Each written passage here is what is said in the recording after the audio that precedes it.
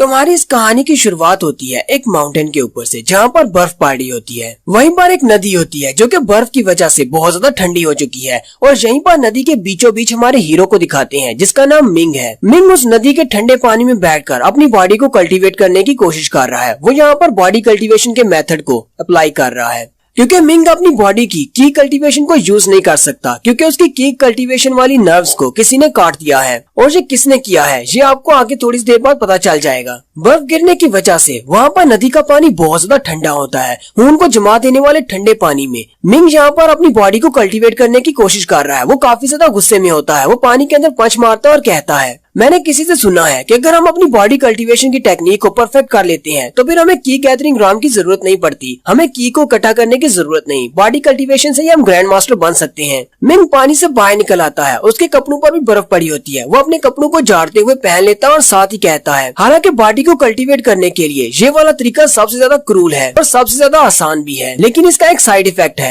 जितना ज्यादा मैं ठंडे पानी में बैठकर अपनी बॉडी को कल्टीवेट करूंगा उतना ज्यादा मेरी बॉडी को नुकसान पहुंचेगा। और मैंने तो यहाँ तक सुना है कि बॉडी कल्टीवेशन के इस मेथड को यूज करने पर अगर हम ठंडे पानी में बैठकर बॉडी कल्टीवेशन की इस टेक्निक को यूज करते हैं तो हम लोग 20 साल से ज्यादा जिंदा नहीं रह सकते। इस बात से मिंग थोड़ा सा उदास हो जाता है, लेकिन फिर वो आसमान की तरफ देखता है और कहता है, कोई बात नहीं, मेरे लिए 20 साल की उम्र काफी है। मुझे बस अपने पेरेंट्स की मौत का बदला लेना है। एक बार मैं अपनी मॉम डैड की मौत का बदला ले लूं, फिर इस बात से कोई फर्क नहीं पड़ेगा कि मैं 20 साल तक जिंदा रहता हूं या नहीं। मिंग उस ठंडे पानी से निकलकर वापस अपने गांव की तरफ चल आता है, लेकिन जैसे वो गली में से गुजर रहा होता है सारे देखने वाले उसके ऊपर हंस रहे होते हैं और हंसते हुए कहते हैं, जरा देखो तो सही, ये रहा जीनियस मिंग। लगता है ये फिर से माउंटेन के ऊपर ठंडे पानी में बैठा अपनी बॉडी को कल्टीवेट कर रहा होगा। पता नहीं इस लड़के को समझ क्यों नहीं आती। ये एक लूजर है और लूजर को लूजर ही रहना चाहिए। चुपचाप बस बैठो, खाना खाओ और सो जाओ। तुम्हें ये सारी हार्ड ट्रेनिंग करने की क्या जरूरत है। मिंग उन सभी की बातों को इग्नोर कर देता है और आगे चला जाता है, और साथ ही वो हमें बताता है कि वो कौन है और आखिर ये सारे लोग उसके बारे में इस तरह क्यों बातें कर रहे हैं। मिंग कहता है, मेरा नाम मिंग जी है और मैं जी क्लैन में पैदा हुआ। मेरा जी क्लैन इस पूरे एरिया का सबसे बड़ा क्लैन है। शुरुआत में मेरी जिंदगी बहुत ज्यादा अच्छी थी जब मेरे पेरेंट्स जिंदा थे, लेकिन जब मैं 10 साल की उम्र का हुआ तब मेरे पेरेंट्स ने मैपल लीफ सिटी के किसी एक बड़े आदमी से पंगा ले लिया, जिसकी वजह से उस बंदे ने मेरे दोनों पेरेंट्स को, मेरे मॉम और डैड को मार डाला। उन दोनों के मरने के बाद मैंने जो फैसला किया कि मुझे अपनी कल्टीवेशन को बहुत ज्यादा बढ़ाना है। मैंने बहुत ही मेहनत की, बहुत ज्यादा हार्ड वर्क किया ताकि मैं अपनी कल्टीवेशन को बढ़ा सकूं, ताकि उनकी मौत का बदला ले सकूं। मिंग कहता है, उस वक्त जब मैंने कल्टीवेशन को स्टार्ट किया था तब मेरी कल्टीवेशन काफी ज्यादा हाई हो चुकी थी और मैं वाकई में एक जीनियस था। सभी लोग मुझे जीनियस मिंग कहते थे। आज से तकरीबन 6 महीने पहले तक इस पूरे गांव में, हालांकि मेरे अपने जी क्लैन में भी ऐसा कोई भी वॉरियर नहीं था जो कि मेरे लेवल का हो, यानी मेरी कल्टीवेशन उन सबसे ज्यादा हाई थी, मेरे बाकी के कजन से भी ज्यादा हाई। इसी वजह से तो सारे लोग मुझे जीनियस मिंग कहते थे। मिंग के 2 कजन है, एक का नाम जेन जिंग है और दूसरे का नाम जेन जियांग है। जेन जिंग बड़ा है। जेन जियांग जेन जिंग से कहता है, अगर इसी तरह चलता रहा तो मुझे लगता है कि सिर्फ एक ही महीने में मिंग तुमसे आगे निकल जाएगा। उसकी कल्टीवेशन तुमसे बहुत ज्यादा हाई होती जा रही है। अगर तुमने आज इसको यहाँ पर नहीं रोका तो कल को ये तुम्हारे लिए बहुत बड़ा मसला बन जाएगा।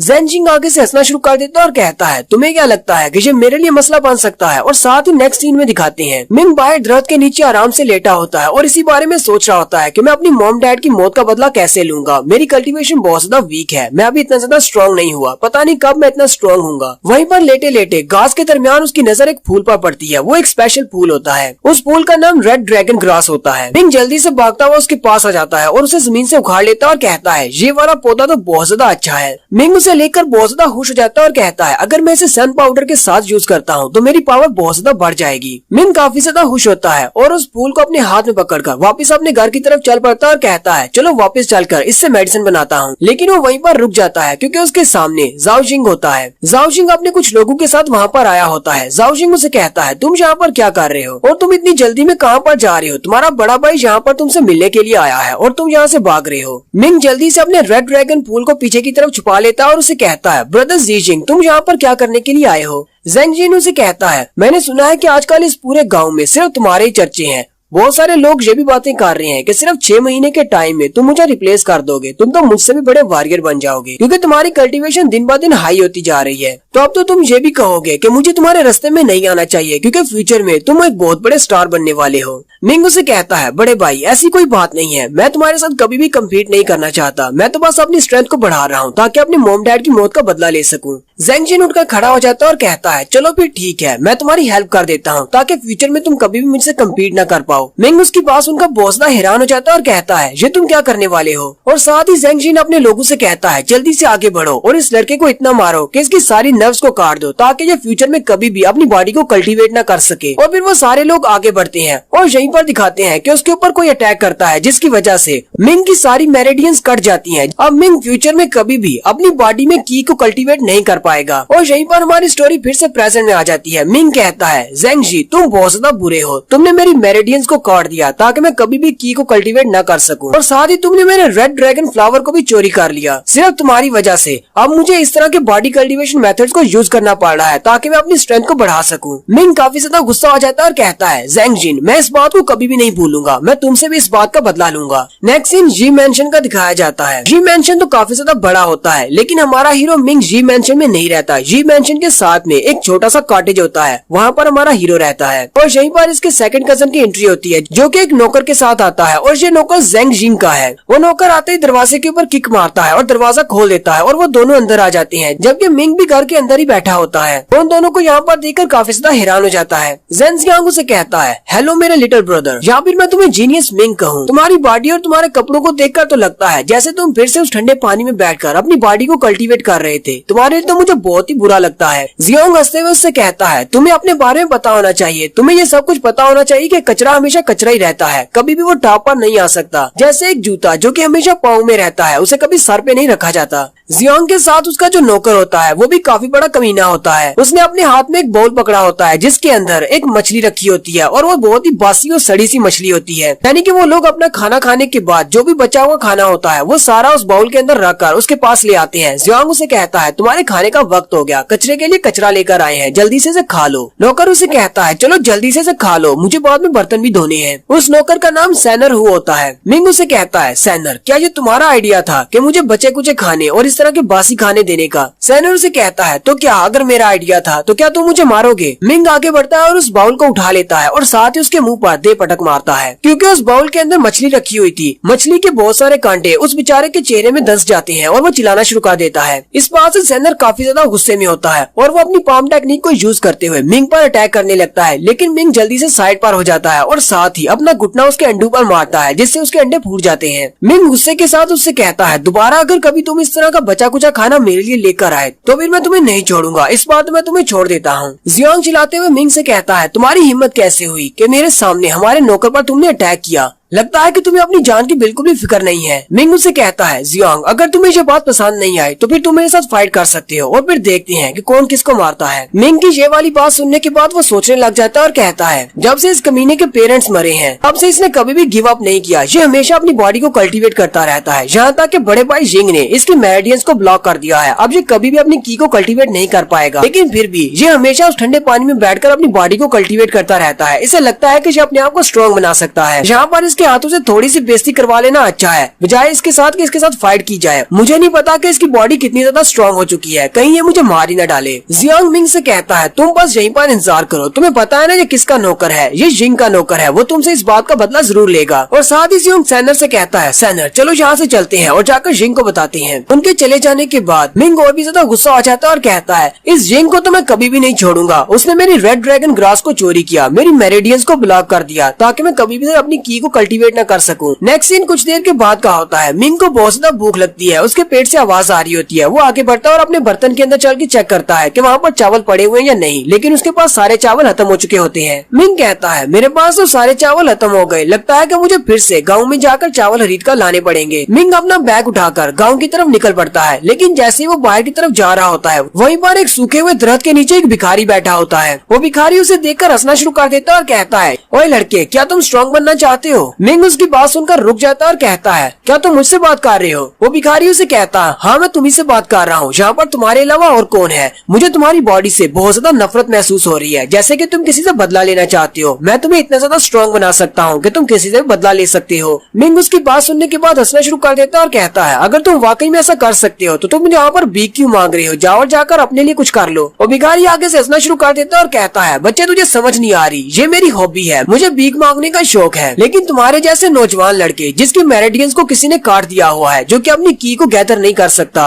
वो आज न कल मेरी तरह भीख ही मांगेगा। मिंग भी उसकी बात सुनकर काफी ज्यादा हैरान हो जाता है और कहता है, इसे मेरे बारे में कैसे पता है कि मेरी मेरिडियंस को कट कर दिया गया है? कहीं ये मांगने वाला वाकई में कोई महान मास्टर तो नहीं है जो कि यहाँ पर भिखारी के रूप में आया है। वो भिखारी मिंग से कहता है, आज रात जब चांद आसमान पर चमकेगा, सबसे ऊंची वाली पहाड़ी के ऊपर आ जाना, मैं तुम्हें वहीं पर मिलूंगा और साथ ही मैं तुम्हें बताऊंगा कि तुम्हारी किस्मत में क्या लिखा हुआ है। नेक्स्ट सीन रात के वक्त का होता है। रात के वक्त आसमान पर चांद निकल आता है। मिंग अपने एक कॉटेज में लेटा होता है और वो सोच रहा होता है, अब मैं क्या करूं? क्या मुझे उस भिखारी पर यकीन करना चाहिए? वैसे भी मेरे पास खोने को कुछ भी नहीं है। अगर मैं उसकी बात मानकर वहाँ पर चला जाता हूँ तो क्या होगा? चलो देखते हैं। मिंग अपने कॉटेज से बाहर चला जाता है। वो पहाड़ी की तरफ जा रहा होता है तो रास्ते में उसे वो भिखारी मिलता है। वो कहता है, तो तुम आ गए, चलो मेरे साथ आओ। भिखारी आगे आगे चलना शुरू कर देता है। वो दोनों जंगल के रास्ते से पहाड़ों की तरफ जा रहे होते हैं। मिंग उसे कहता है, हम लोग कहाँ पर जा रहे हैं? यहाँ पर तो बहुत ज्यादा ठंड है, तुम मुझे कहाँ पर लेकर जा रहे हो? भिखारी उसे कहता है, अपनी बकवास बंद करो, कितनी देर से बातें कर रहे हो, चलो चुपचाप मेरे साथ आओ। फिर वो दोनों चलते चलते एक पहाड़ी के पास पहुँचते हैं और उसके टॉप के ऊपर चले जाते हैं। भिखारी उसे कहता है, चलो जल्दी से यहाँ पर बैठ जाओ। मिंग वहाँ पर जाकर बैठ जाता है। भिखारी उसे कहता है, मुझे पता चला है कि तुम्हारी मेरिडियंस को कट करने से पहले तुम्हारी बॉडी में बहुत ज्यादा कल्टीवेशन थी। मिंग उसे कहता है, अच्छा ठीक है, तुमने कहा था कि तुम मेरी किस्मत का हाल भी बताने वाले हो, चलो मुझे जल्दी से बताओ कि मेरी किस्मत में क्या लिखा है। भिखारी आगे से हंसना शुरू कर देता है और कहता है, तुम्हारी किस्मत में बहुत कुछ लिखा हुआ है। तुम्हारी किस्मत में लिखा है कि तुम्हारी ये वाली जो बॉडी है ये इस पूरी दुनिया पर राज करेगी। और साथ ही वो अपने हाथों पर अपनी की पावर को रिलीज करते हुए उसके माथे की तरफ अपने हाथों को करता है और उसके ऊपर एक स्पेल कास्ट कर देता है। जैसे वो मिंग के ऊपर एक स्पेल कास्ट करता है, मिंग की बॉडी वहीं पर हैंग हो जाती है, यानी कि वो अपनी बॉडी को मूव नहीं कर पाता। मिंग भी काफी ज्यादा घबरा जाता है और कहता है, ये तुम क्या कर रहे हो? मैं अपनी बॉडी को मूव नहीं कर पा रहा। वो बूढ़ा भिखारी आगे से और भी ज्यादा हंसना शुरू कर देता है। असल में ये बूढ़ा भिखारी एक बहुत बड़ा फ्रॉडिया है। भिखारी हंसते हुए मिंग से कहता है, अब जबकि तुम्हारी बॉडी मेरी होने वाली है तो चलो फिर ठीक है, मैं तुम्हें अपने बारे में बता देता हूँ, इस बात से कौन सा फर्क पड़ने वाला है, वैसे भी तुम यहाँ पर मरने वाले हो। भिखारी उसे कहता है, पहले मैं एक जनरल हुआ करता था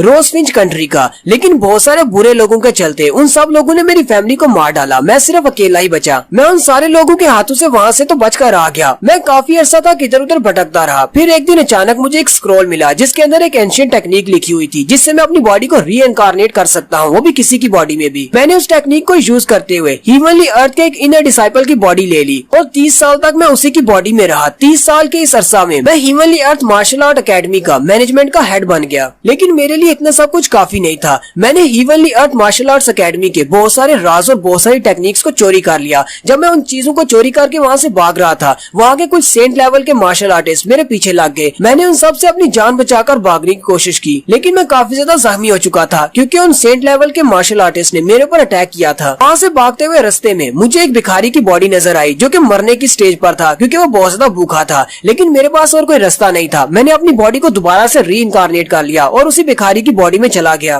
और तब से मैं इंतजार कर रहा हूँ कि कभी मुझे कोई अच्छी बॉडी मिलेगी और फिर मेरी नजर तुम पर पड़ी। तुम्हारी बॉडी काफी ज्यादा अच्छी है। मिंग उसे कहता है, लेकिन मैं तुम्हें बता दूं, मेरी बॉडी तुम्हारे किसी भी काम नहीं आएगी। मेरी तो मेरिडियंस को कट कर दिया गया है, मैं तो की को भी गैदर नहीं कर सकता। भिखारी उसे कहता है, इसे बार बार अपनी बॉडी कहना बंद करो, अब ये बॉडी मेरी होने वाली है और वो भी बहुत जल्दी। और साथ ही वो अपने पास एक छोटी सी बॉटल निकालता है और कहता है, इस बॉटल के अंदर एक पिल रखी हुई है जिसको ब्लेसिंग पिल कहते हैं। उस स्पेशल पिल को खाने से हम लोग अपनी की कल्टीवेशन को दोबारा से बहाल कर सकते हैं, यानी कि हमारी मेरिडियंस फिर से रन हो जाएंगी। ये पिल वाकई में बहुत ज्यादा इफेक्टिव है। एक बार मैंने तुम्हारी बॉडी में आने के बाद इस पिल को खा लिया तो तुम्हारी बॉडी मेरे लिए सबसे ज्यादा पावरफुल बॉडी साबित होगी और अगले कई सालों तक मुझे नई बॉडी की जरूरत नहीं पड़ेगी। मिंग उसे कहता है, लेकिन एक ना एक दिन तुमने जो कुछ भी किया है इस सब का तुम्हें हिसाब चुकाना होगा, तुम मेरे साथ ऐसा नहीं कर सकते। भिखारी उसे कहता है, तुम्हें किसने कहा कि मुझे इस सब का हिसाब चुकाना पड़ेगा? इस कंट्री में वीक के लिए कोई भी जगह नहीं है। वीक को हमेशा कचरा और लूजर समझा जाता है। सिर्फ स्ट्रॉन्ग ही सर्वाइव कर पाते हैं क्योंकि तुम बहुत ज्यादा वीक हो, इसी वजह से तुम्हारे साथ ये सब कुछ हो रहा है। तुम्हें अपने आप को ब्लेम करना चाहिए। भिखारी उस पिल को अपने हाथ पर निकालता और कहता है, तुम इस पिल को डायरेक्टली अपने मुंह से नहीं खा सकते। मुझे इस पिल को तुम्हारी बॉडी के अंदर, तुम्हारे दिल के अंदर रखना होगा, लेकिन तुम्हें डरने की जरूरत नहीं है, तुम इससे मरोगे नहीं। मिंग आगे से चिल्लाना शुरू कर देता और कहता है, अपनी बकवास बंद करो, तुम मेरे दिल के अंदर एक पिल रखने की बात कर रहे हो। तुम्हें लगता है कि मेरी बॉडी को ओपन करने के बाद मेरे दिल के अंदर पिल रखने से मैं बच जाऊंगा? मुझे अभी छोड़ दो वरना तुम सीधे जहन्नुम में जाओगे। तुम बहुत ही बुरे और ईवल हो। मिंग क्योंकि वहाँ पर बैठा हुआ अपनी बॉडी को मूव नहीं कर सकता, वो भिखारी अपने हाथ पर अपनी की पावर को रिलीज करता है और साथ ही अपनी पाम टेक्निक को यूज करते हुए उसकी चेस्ट के ऊपर अपना हाथ लगाता है। जैसे वो उसकी चेस्ट के ऊपर अपनी की पावर को रिलीज करता है, वहाँ पर एक जबरदस्त की पावर निकलती है और उसी वक्त मिंग के हार्ट के अंदर दिखाते हैं। वो पिल उसके हार्ट के अंदर चली जाती है। वो स्पेशल पिल जिसका नाम ब्लेसिंग पिल है उसके अंदर बहुत सारे डेवल्स की आत्माएं हैं। वो सारी आत्माएं भी उसकी बॉडी के अंदर चली जाती हैं। भिखारी की उस पिल को उसकी बॉडी के अंदर प्लांट करने के बाद मिंग बेहोश हो जाता है। भिखारी कहता है मेरा पहले वाला स्टेप तो काम कर गया, अब सेकंड स्टेप की बारी है। भिखारी हंसते हुए आगे बढ़ता है और उसके माथे पर उंगली लगाते हुए कहता है चलो फिर करते हैं, और साथ ही भिखारी की बॉडी नीचे गिर जाती है। यानी कि भिखारी की सोल जो होती है वो मिंग की बॉडी के अंदर चली जाती है। और थोड़ी देर के बाद मिंग अपनी आंखें खोलता है। मिंग कहो या फिर भिखारी कहो, वो अपनी आंखें खोलता है। भिखारी अपने हाथ की तरफ देखता है और कहता है ये वाली बॉडी तो उस भिखारी की बॉडी से बहुत ज्यादा अच्छी है।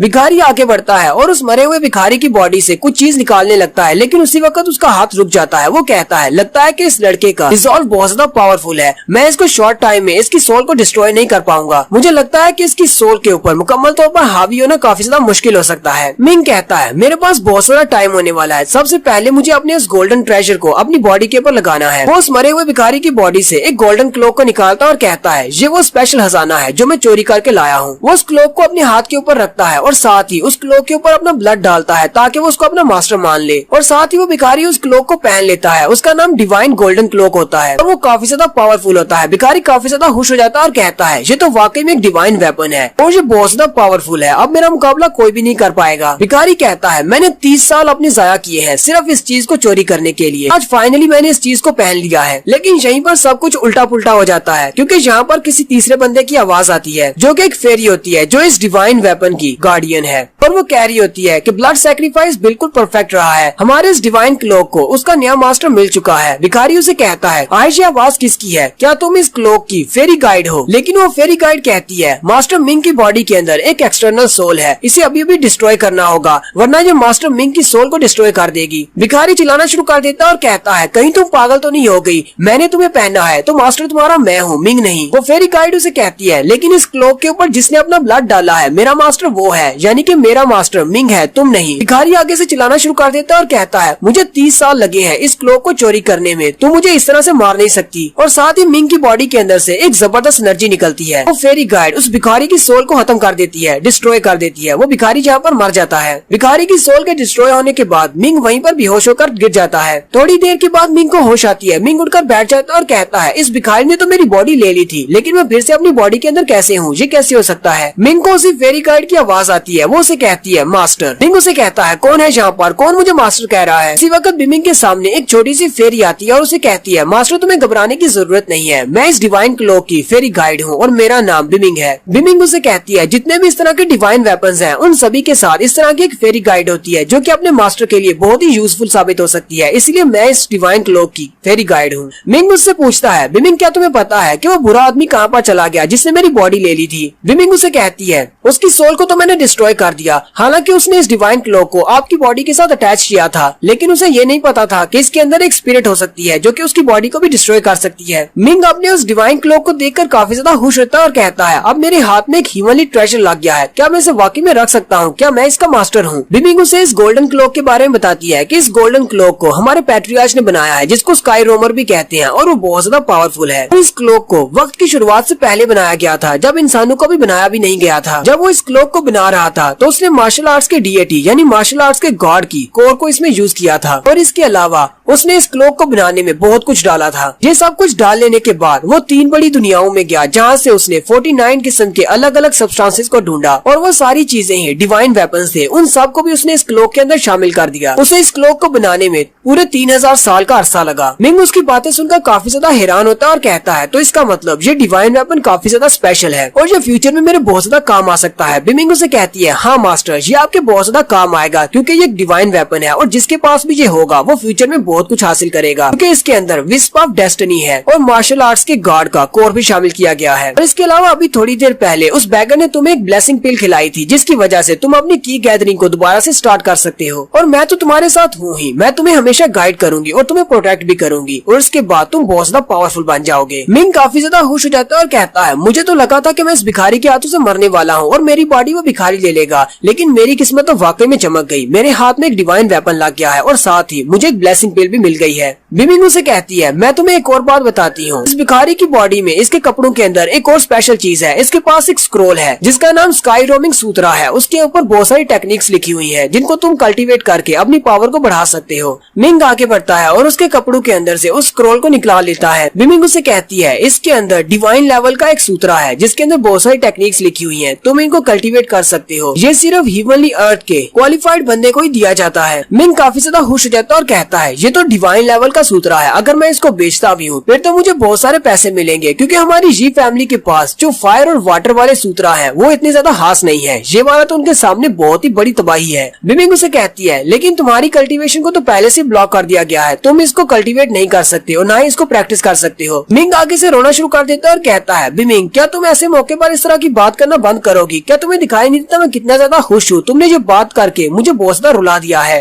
बिमिंग उसे कहती है मैं सिर्फ एक स्पिरिट गाइड हूँ, मेरे अंदर कोई भी इमोशन या फीलिंग नहीं है, इसलिए मुझे कुछ भी महसूस नहीं होता। मिंग कहता है अगर मैं इसको यूज नहीं कर सकता, मैं इसको प्रैक्टिस नहीं कर सकता, चलो फिर ठीक है, मैं इसको बाजार में जाकर बेच देता हूँ, इससे मुझे बहुत सारे पैसे मिलेंगे क्योंकि मेरे पास खाने को कुछ भी नहीं है। बिमिंग उसे कहती है मास्टर लेकिन तुम इसको यूज कर सकते हो, क्योंकि मैं अपनी पावर्स को यूज करते हुए हमारी कटी हुई मेरिडियंस को फिर से ठीक कर सकती हूँ। तुम की को गैदर कर सकते हो और साथ ही ठंडे पानी में बैठने की वजह से तुम्हारी बॉडी को जितना भी नुकसान पहुंचा है मैं उस सबको भी हील कर सकती हूँ। बिमिंग गुस्सा हो जाता है और चिल्लाकर उसे कहता है ये सारी बातें तुम मुझे पहले नहीं बता सकती थी, तुम्हारी वजह से मुझे कितना ज्यादा रोना पड़ा, और ऊपर से बार बार मुझे मास्टर कहना बंद करो। क्या तुम मुझे मेरे नाम से नहीं बुला सकती, तुम मुझे मिंग कहा करो। बिमिंग उसे कहती है मैं तो सिर्फ एक फेरी गाइड हूँ, मेरे अंदर कोई भी फीलिंग्स नहीं है, मुझे नहीं पता कि लोगों को उसके नाम से कैसे पुकारते हैं। मिंग उसे कहता है मैं तुम्हें जो भी कहूंगा तुम आगे से यही बहाना बनाओगी, चलो फिर ठीक है जो मर्जी करती रहो। मिंग उसे कहता है चलो छोड़ो ये सारी बातें, जल्दी से मेरी मेरिडियंस को फिक्स कर दो ताकि मैं की को गैदर कर सकूं। अब मुझे बताओ मुझे क्या करना है। बिमिंग उसे कहती है यहाँ पर नीचे लेट जाओ। मिंग वहीं पर जमीन के ऊपर लेट जाता है। बिमिंग उसे कहती है तुम बस रिलैक्स करो, बाकी का सारा काम मेरा है, और साथ ही वो उसके माथे के ऊपर आकर बैठ जाती है। मिंग चिल्लाना शुरू कर देता है और कहता है क्या तुम अपनी तशरीफ को मेरे चेहरे के ऊपर से हटाओगी? बिमिंग उसे कहती है लेकिन क्यों? मिंग उसे कहता है कोई भी ऐसा नहीं चाहता कि कोई दूसरा अपनी तशरीफ को उठाकर उसके चेहरे पर रख दे। बिमिंग उसे कहती है मैं तो सिर्फ एक फेरी गाइड हूँ, मुझे नहीं पता, मेरे अंदर कोई भी फीलिंग्स नहीं है, मुझे कुछ भी महसूस नहीं होता, तो मैं यहाँ पर बैठ सकती हूँ।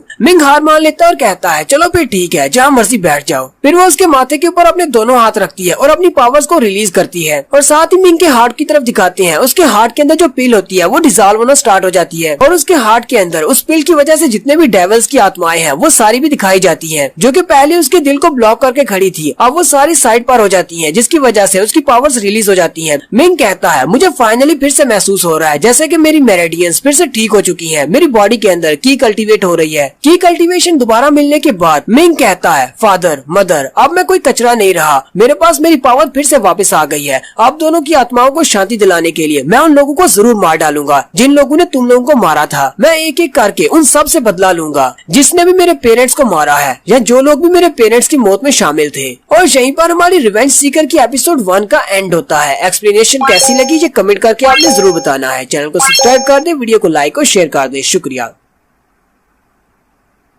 हेलो गाइस, कैसे हैं आप सब लोग? रिवेंज सीकर की एपिसोड 02 के साथ हाजिर हूँ। अगर अभी तक किसी ने मेरे चैनल को सब्सक्राइब नहीं किया हुआ तो चैनल को सब्सक्राइब कर दे, वीडियो को लाइक और शेयर कर दे। शुक्रिया।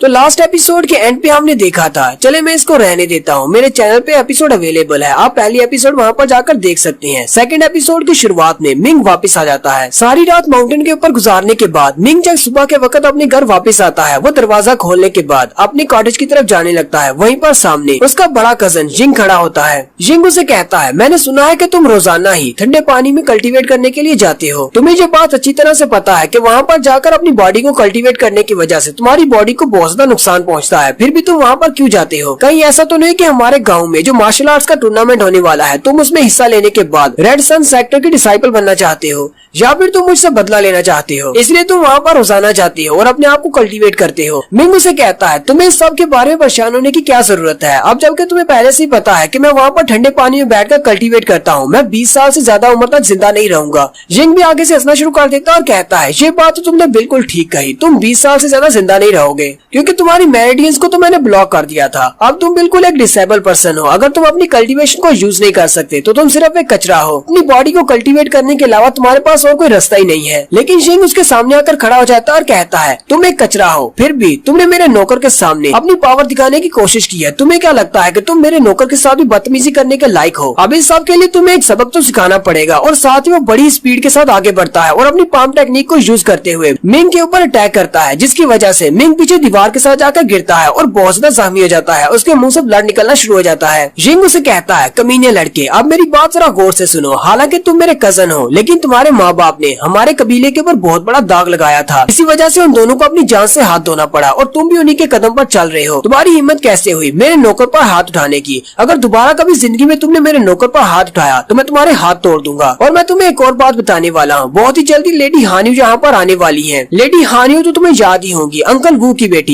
हालांकि हानियो के साथ बचपन में ही तुम्हारी एंगेजमेंट तय कर दी गई थी, लेकिन अब जबकि तुम सिर्फ कचरे के अलावा कुछ भी नहीं हो, तुम्हारी इस एंगेजमेंट का कोई भी मोल नहीं रहा, इसलिए उसे तंग मत करना। मिंग उसे कहता है, मेरा उस लड़की के साथ कोई भी ताल्लुक नहीं है, मैं उसे नहीं जानता। जिंग उसकी बात सुनने के बाद हंसना शुरू कर देता और कहता है, चलो शुक्र है, कम से कम तुम्हारे अंदर थोड़ी सी अकल तो बाकी है। अगर तुम ये बात कहते कि वो लड़की तुम्हारे साथ एंगेज है और तुम उसके साथ शादी करना चाहती हो तो मैं तुम्हें बता दूं, लेडी हानियो पहले ही रेड सन सेक्टर की एक आउटर डिसाइपल बन चुकी है और वो बहुत ज्यादा पावरफुल और बहुत ज्यादा स्ट्रॉन्ग लड़की है। तुम्हारे जैसे कचरे को तो वो देखना भी पसंद नहीं करेगी। मैंने अपने फादर से कहा है कि मास्टर वू के पास शादी के कुछ गिफ्ट्स भेजे जाएं। मैं तुम्हारे लिए उस लड़की से शादी करूंगा जो तुम्हारी बीवी बनने वाली थी, अब वो बीवी मेरी बनेगी। और साथ ही जिंग हंसता हुआ वहाँ से चला जाता है, जबकि मिंग काफी ज्यादा गुस्से में होता है और कहता है, मैं तुम्हें इस बार एक बहुत बड़ा सरप्राइज देने वाला हूँ, तुम मुझे बहुत ज्यादा वीक समझ रहे हो। मिंग उसी वक्त बिमिंग से पूछता है, बिमिंग क्या तुम्हारे पास ऐसा कोई शॉर्ट तरीका है जिसकी मदद से मैं जिंग से बहुत ज्यादा अच्छा बन जाऊँ और वो भी सिर्फ शॉर्ट टाइम में? बिमिंग उसे कहती है, हाँ एक तरीका तो है, लेकिन मुझे नहीं लगता कि तुम उस तरीके को अपना पाओगे, वो बहुत ज्यादा पावरफुल और बहुत ज्यादा डेंजरस है। मिंग उसे कहता है, तुम्हें ये बात अच्छी तरह से पता है कि मैं आइसी वाटर के अंदर बैठकर अपनी बॉडी को कल्टीवेट करता रहा हूँ, उससे ज्यादा खतरनाक और कौन सा तरीका हो सकता है? चलो जल्दी से मुझे बताओ वो कौन सा तरीका है। बिमिंग उसे कहती है, वो भिखारी जो कि तुम्हारी बॉडी को तुमसे छीनना चाहता था, उसने एक बहुत ही स्पेशल टेक्निक को चोरी किया था जिसको फ्लैश फुटवर्क टेक्निक कहा जाता है। उसने उसी टेक्निक को यूज करते हुए बहुत सारे मास्टर से अपनी जान बचाई थी, क्योंकि उसकी टेक्निक इतनी ज्यादा स्ट्रॉन्ग थी कि वो एक फ्लैश की तरह आंखों के सामने से भाग जाता था। उस फुटवर्क टेक्निक का नाम हीवन स्ट्राइकिंग फुटवर्क है। अगर तुम उसको सीख लेते हो तो तुम्हारी स्पीड इतनी ज्यादा हो जाएगी कि कोई भी तुम्हें पकड़ नहीं पाएगा। ये जिंग तो तुम्हारे सामने कुछ भी नहीं, लेकिन इसको प्रैक्टिस करने के लिए सबसे पहले तो तुम्हें अपनी की कल्टीवेशन की बेस को बनाना होगा, क्योंकि मेरिडियंस के कट होने की वजह से तुम्हारी बॉडी के अंदर जरा भी की नहीं बची। और अपनी बॉडी के अंदर की को कल्टीवेट करने के लिए तुम्हें 49 दिनों के लिए भूखे प्यासे रहना होगा। मिंग उसकी बात सुनने के बाद अपने ही कमरे में कल्टीवेट करने के स्टेज में बैठ जाता है और वो भी भूखा प्यासा, वो कुछ भी नहीं खाता, हालांकि उसके पेट के अंदर से आवाजें निकल रही होती हैं। बिमिंग उससे कहती है, अगर तुम भूख की वजह से मरना नहीं चाहते तो तुम्हारी बॉडी के अंदर ब्लेसिंग पिल की वजह से जितनी भी डेविल्स की आत्माएं हैं उन सभी की एनर्जी को कंज्यूम करो, इससे तुम जिंदा रहोगे।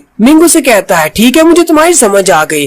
फिर आहिस्ता आहिस्ता करते हुए 49 डेज गुजर जाते हैं। बिमिंग कहती है, आज पूरे 49 दिन हो चुके हैं, लेकिन ये अभी तक जागा क्यों नहीं? बिमिंग सोच रही होती है, कहीं ऐसा तो नहीं कि इसकी बॉडी के अंदर जितने भी इवल लॉर्ड्स हैं उन सभी ने इसकी पावर को कंज्यूम कर लिया है। लेकिन साथ ही वो उसके पेट की तरफ देखती है और काफी ज्यादा हैरान हो जाती है, क्योंकि उसके पेट के अंदर एक लाइट चमक रही होती है, यानी कि उसने अपनी की गैदरिंग को स्टार्ट कर लिया है। दोबारा से वो की गैदरिंग रॉम में जा सकता है। मिंग अपनी आंखें खोलता है और अपने पेट पे हाथ रखते हुए कहता है, उन सारे इवल लॉर्ड्स की एनर्जी बहुत ज्यादा अच्छी थी और मुझे बहुत ज्यादा मजा आया। मिंग उसे कहती है, आपको बहुत बहुत बधाई हो, आपने इसके फर्स्ट स्टेप को कंप्लीट कर लिया है। अब जबकि आप अपनी की गैदरिंग स्टेज की फर्स्ट लेवल पर आ चुके हैं, तो अब हम लोग अपनी प्रैक्टिस कर सकते हैं। हीवन स्ट्राइकिंग फुटवर्क के सबसे पहले स्टेप, जिसका नाम फ्लैश स्टेप है, उसको कब प्रैक्टिस करना है? मिंग उसे कहता है, रुकने की क्या जरूरत है, अभी स्टार्ट करते हैं। नेक्स्ट सीन 3 दिन के बाद का होता है। मिंग अपने कोर्ट यार्ड में अपनी प्रैक्टिस कर रहा होता है। प्रैक्टिस करने के बाद वो काफी ज्यादा थक चुका होता है, लेकिन अभी तक वो अपने फर्स्ट स्टेप फ्लैश स्टेप को नहीं सीख पाया। मिंग कहता है, इसका फर्स्ट स्टेप सीखना तो बहुत ज्यादा मुश्किल है, मेरी तो बहुत ज्यादा मेहनत लग गई। उसी वक्त जियांग वहाँ पर आता है और दरवाजे को किक मारते हुए दरवाजे को ही तोड़ देता है। उसी के साथ लेडी हानियो भी होती है। जियांग आते ही उसका मजाक उड़ाते हुए कहता है, तो हमारा जीनियस मिंग यहाँ पर प्रैक्टिस कर रहा है, तो वापस से उस ठंडे पानी में बैठकर कल्टीवेट क्यों नहीं करते? यहाँ पर क्यों आ गए हो? अब क्या तुम्हें मौत से डर लगने लग गया है जो यहाँ पर आ गए हो? जियांग लेडी हानियो से कहता है, लेडी हानियो जरा इस कचरे की तरफ गौर से देखो, ये कचरा बिल्कुल बेकार है, तुम्हारे लायक तो बिल्कुल भी नहीं है। इसकी मेरिडियंस को कट कर दिया गया है, लेकिन फिर भी ये मेहनत कर रहा है। ये उस ठंडे पानी में बैठकर अपनी बॉडी को कल्टीवेट करता है। ये 20 साल से ज्यादा जिंदा नहीं रहेगा। लेडी हानियो से कहती है, तो तुम मुझे यहाँ पर लेकर क्यों आए हो? मुझे इस कचरा को देखने में कोई भी दिलचस्पी नहीं है, कहीं और चलते हैं। ये तो सिर्फ एक कचरा है, एक लूजर है, मैं इसको देखकर क्या करूंगी? होगी, चलो यहाँ से चले।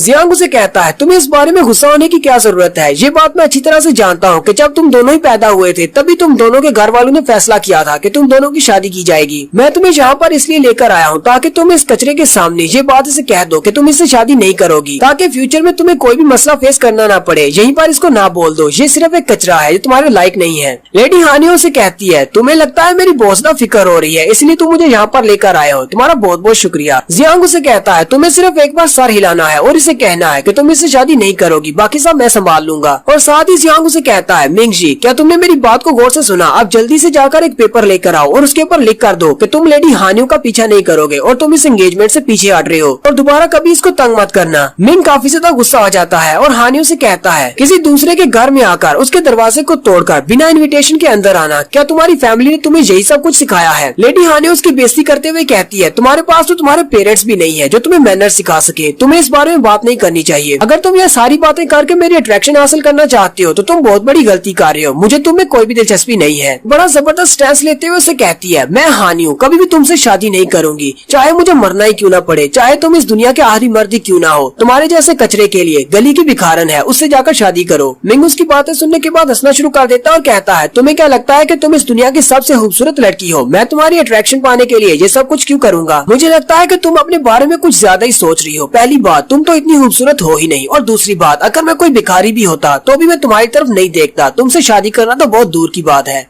लेडी हानियो को उसकी बात सुनने के बाद बहुत ज्यादा गुस्सा आ जाता है और वो ऊपर की तरफ जंप करते हुए उस पर अटैक करने के लिए आगे बढ़ती है। लेडी हानियो अपनी पाम टेक्निक को यूज करते हुए उसके ऊपर अटैक करती है, लेकिन वो अपने फ्लैश टैप को यूज करते हुए साइड पर हो जाता है, यानी उसे डॉज कर लेता है। ये देखकर तो हानियो भी चौंक जाती है, लेकिन साथ ही मिंग उसे जबरदस्त कंधा मारता है जिससे वो पीछे की तरफ गिर जाती है। न सिर्फ वो पीछे की तरफ गिरती है बल्कि पीछे वाली दीवार को भी तोड़ देती है, हालांकि उसने अपनी इर्द गिर्द एक शील्ड बनाई होती है जिससे वो अपने आप को प्रोटेक्ट कर लेती है। जियांग भी ये देखकर काफी ज्यादा गुस्सा हो जाता है और मिंग से कहता है मिंग तुम्हारी हिम्मत कैसे हुई लेडी हानियो पर अटैक करने की? लेकिन जैसे ही वो पीछे की तरफ मुड़ता है मिंग बड़ी स्पीड के साथ अपने फ्लैश टैप को यूज करते हुए उसके करीब पहुंच जाता है। मिंग अपने पाँव को यूज करते हुए उसकी टांग के ऊपर अटैक करता है जिसकी वजह से उसकी बेचारे की टांग टूट जाती है। जाओनिंग बेचारे के टांग की हड्डी टूट जाती है जिसकी वजह से वो वहीं पर दर्द से चलाना शुरू कर देता है। जियांग पर अटैक करने के बाद मिंग उससे कहता है लेडी हानियो से कहता है अगर तुम यहाँ पर मेरे सामने अपने सारे कपड़े उतार कर भी खड़ी हो जाओ फिर भी मैं तुम्हारी तरफ नहीं देखूंगा, तुम मेरी नजर में सिर्फ कचरा हो और कुछ भी नहीं। फिर वो जियांग की तरफ देखता है और कहता है अब मैं तुम्हारा क्या करूँ, जबकि वो अपनी टांग को पकड़कर चिल्ला रहा होता है कि ये तुमने मेरे साथ अच्छा नहीं किया। मिंग को भी इस बात का अंदाजा होता है। मिंग कहता है अब मुझे एल्डर्स इस बात के लिए कभी भी माफ नहीं करेंगे, मैंने इस लड़के की टांग तोड़ दी है तो वो लोग पहले मुझसे बहुत ज्यादा नफरत करते हैं, मुझे इसके लिए सजा दी जाएगी। मिंग थोड़ी देर सोचने के बाद अपने पाँव को ऊपर की तरफ उठाता है। जाओनिंग उसे कहता है ये तुम क्या करने वाले हो? मिंग जल्दी से अपने पाँव को उसकी टांग के ऊपर मारता है और उसकी बाकी की बची हुई हड्डियों को भी तोड़ देता है और कहता है अब जबकि मुझे सजा तो मिलने वाली है और इसकी टांग को थोड़ा सा और तोड़ देते हैं, चलो मेरा बदला तो पूरा हो जाएगा। जियांग बेचारा और भी ज्यादा चिल्लाना शुरू कर देता है और कहता है कमीने कहीं के, अब तुम मेरे हाथों से नहीं बचोगे। मिंग उसकी टांग तोड़ने के बाद वहाँ से भाग जाता है। नेक्स्ट सीन में दिखाते हैं जी फैमिली के बहुत सारे लोग मिंग को ढूंढने में लगे हुए हैं क्योंकि उसने जियांग की टांग तो तोड़ा है। वो सारे एक दूसरे से कह रहे होते हैं क्योंकि वो काफी ज्यादा गुस्से में है। वो एक दूसरे से कहते हैं जैसे ही वो लड़का तुम्हें मिले उसकी दोनों टांगे तोड़ देना, उसने हमारे मास्टर जियांग की टांग तोड़ी है। उनमें से एक बंदा उसके कॉटेज के अंदर भी आता है ताकि उसे ढूंढ सके, लेकिन मिंग हालांकि अपने कॉटेज के अंदर ही होता है लेकिन उसे मिलता नहीं क्योंकि वो किसी जगह के नीचे छुपा होता है। मिंग उसे कहती है मास्टर अब तुम क्या करने वाले हो, आगे क्या करेंगे? मिंग उसे कहता है अब हम लोग और कर भी क्या सकते हैं, यहीं पर छुपेंगे जब तक कि रात नहीं हो जाती। बहुत सारे लोग मुझे ढूंढने में लगे हुए हैं, अगर इन्होंने मुझे ढूंढ लिया तो मुझे मार डालेंगे। मिंग कहता है मुझे पहले अपनी पावर को बढ़ाना चाहिए था और उसके बाद जियांग पर अटैक करना चाहिए था, मुझे लगता है कि मैंने बहुत बड़ी गलती कर दी है। मिंग उसे कहती है मास्टर हम लोग यहाँ से भागने के बाद कहाँ पर जाएंगे? मिंग उसे कहता है ना तो मेरे पास कोई पैसे हैं और ना ही मेरे पास कोई फैमिली रिलेटिव्स हैं, हम लोग सिर्फ जंगल में जाकर छुप सकते हैं। जैसे ही रात होगी हम लोग जंगल की तरफ निकल जाएंगे और यहीं पर हमारी एपिसोड 02 का एंड होता है। एक्सप्लेनेशन अच्छी लगी हो तो कमेंट करके जरूर बताइएगा। चैनल को सब्सक्राइब कर दे, वीडियो को लाइक और शेयर कर दे। शुक्रिया। हेलो गाइस, कैसे हैं आप सब लोग? रिवाइंड सीकर की एपिसोड 03 के साथ हाजिर हूँ। अगर अभी तक किसी ने मेरे चैनल को सब्सक्राइब नहीं किया हो तो चैनल को सब्सक्राइब कर दे, वीडियो को लाइक और शेयर कर दे। शुक्रिया। तो लास्ट एपिसोड के एंड पे हमने देखा था मिंग जियांग की एक टांग तोड़ देता है और उसकी टांग तोड़ने की वजह से जी फैमिली वाले सारे लोग उसके पीछे लग जाते हैं और वो उसे ढूंढ रहे होते हैं ताकि उसे सजा दी जा सके। जबकि मिंग अपने ही घर में छुपा होता है और वो बिमिंग से कहता है रात के वक्त हम दोनों जंगल की तरफ चले जाएंगे ताकि यहाँ पर हमें कोई पकड़ न ले। तो एपिसोड की शुरुआत में जी फैमिली का सीन दिखाया जाता है जहाँ पर जी फैमिली के सारे एल्डर्स इकट्ठे होते हैं। जी फैमिली के हेड जिसका नाम वेनशेंग जी है और जो मिंग के ग्रैंडफादर है। वेनशेंग उन सबसे कहते हैं तुम लोगों को क्या लगता है कि मिंग कहाँ पर जा सकता है, वो कहाँ पर जाकर छुप सकता है। यहीं पर फैमिली हॉल में मिंग के दोनों अंकल भी होते हैं यानी कि जियांग और जिंग के डैड भी। जिंग के डैड पर खड़े हो जाते हैं और अपने डैड से कहते हैं फादर वो तो सिर्फ एक कचरा है, हमें उस कचरे के पीछे नहीं जाना चाहिए। अगर उसने जियांग की टांग तोड़ दी है और वो घर से भाग गया है तो ये तो अच्छा हुआ कि वो घर से अपने आप भाग गया है। जिंग भी कहता है ग्रैंडफादर मेरे डैड बिल्कुल ठीक कह रहे हैं, कभी वो एक जीनियस मिंग हुआ करता था लेकिन अब तो बिल्कुल वो एक कचरा है, हमें उसके बारे में इतना ज्यादा परेशान होने की जरूरत नहीं है। और ये बात आप अच्छी तरह से जानते हैं ग्रैंडफादर, मैंने आपके कहने पर उसकी मेरिडियंस को कट किया था ताकि वो सारी जिंदगी कल्टीवेट न कर सके। अब वो एक कचरे के अलावा और कुछ भी नहीं है, उसे घर से भागना है तो भागने दे, हमारी फैमिली में एक कचरा कम हो जाएगा। ग्रैंडपा उसे कहते हैं मुझे इस बात से कोई फर्क नहीं पड़ता कि वो अपनी बॉडी को कल्टीवेट कर सकता है या नहीं, लेकिन मैं नहीं चाहता कि वो घर से भागकर मैपल लीफ सिटी में चला जाए और वहाँ पर जाकर हांग फैमिली वालों से सारी बात को जान ले कि वहाँ पर क्या हुआ था, उसके फादर और मदर की मौत कैसे हुई थी। अगर उसने हांग फैमिली वालों से इस बारे में पूछा और हांग फैमिली वालों ने उसे इस सारे बारे में बता दिया तो इससे हमारी जी फैमिली को बहुत ही भारी नुकसान उठाना पड़ सकता है। जियांग के डैड गुस्सा हो जाते हैं और उन सबसे कहते हैं ये सब कुछ तुम्हारे लोगों की वजह से हुआ है, तुम लोगों को उसके ऊपर तरस आ गया था। अगर उसके मॉम डैड के साथ इस लड़के को भी मार दिया होता तो आज हमें ये दिन न देखना पड़ता। और अब जरा देखो तो सही उस लड़के की हिम्मत कितनी ज्यादा बढ़ गई है, उसने मेरे प्यारे बेटे जियांग की टांग तोड़ दी है। एक बार वो लड़का मुझे मिल जाए, उस दिन तुम लोगों ने उसे जिंदा छोड़ दिया लेकिन मैं उसे मार डालूंगा। जिंग के डैड उसे कहते हैं ब्रदर तुम्हारे लिए ये बात करना बहुत ज्यादा आसान है लेकिन ये करना बहुत ज्यादा मुश्किल है। वो जी हुई का बेटा है जो कि हमारा भाई था, कोई भी अपने भतीजे को अपने हाथों से नहीं मारना चाहेगा। हम में से किसने सोचा था कि वो तुम्हारे लड़के की टांग तोड़कर यहाँ से भाग जाएगा।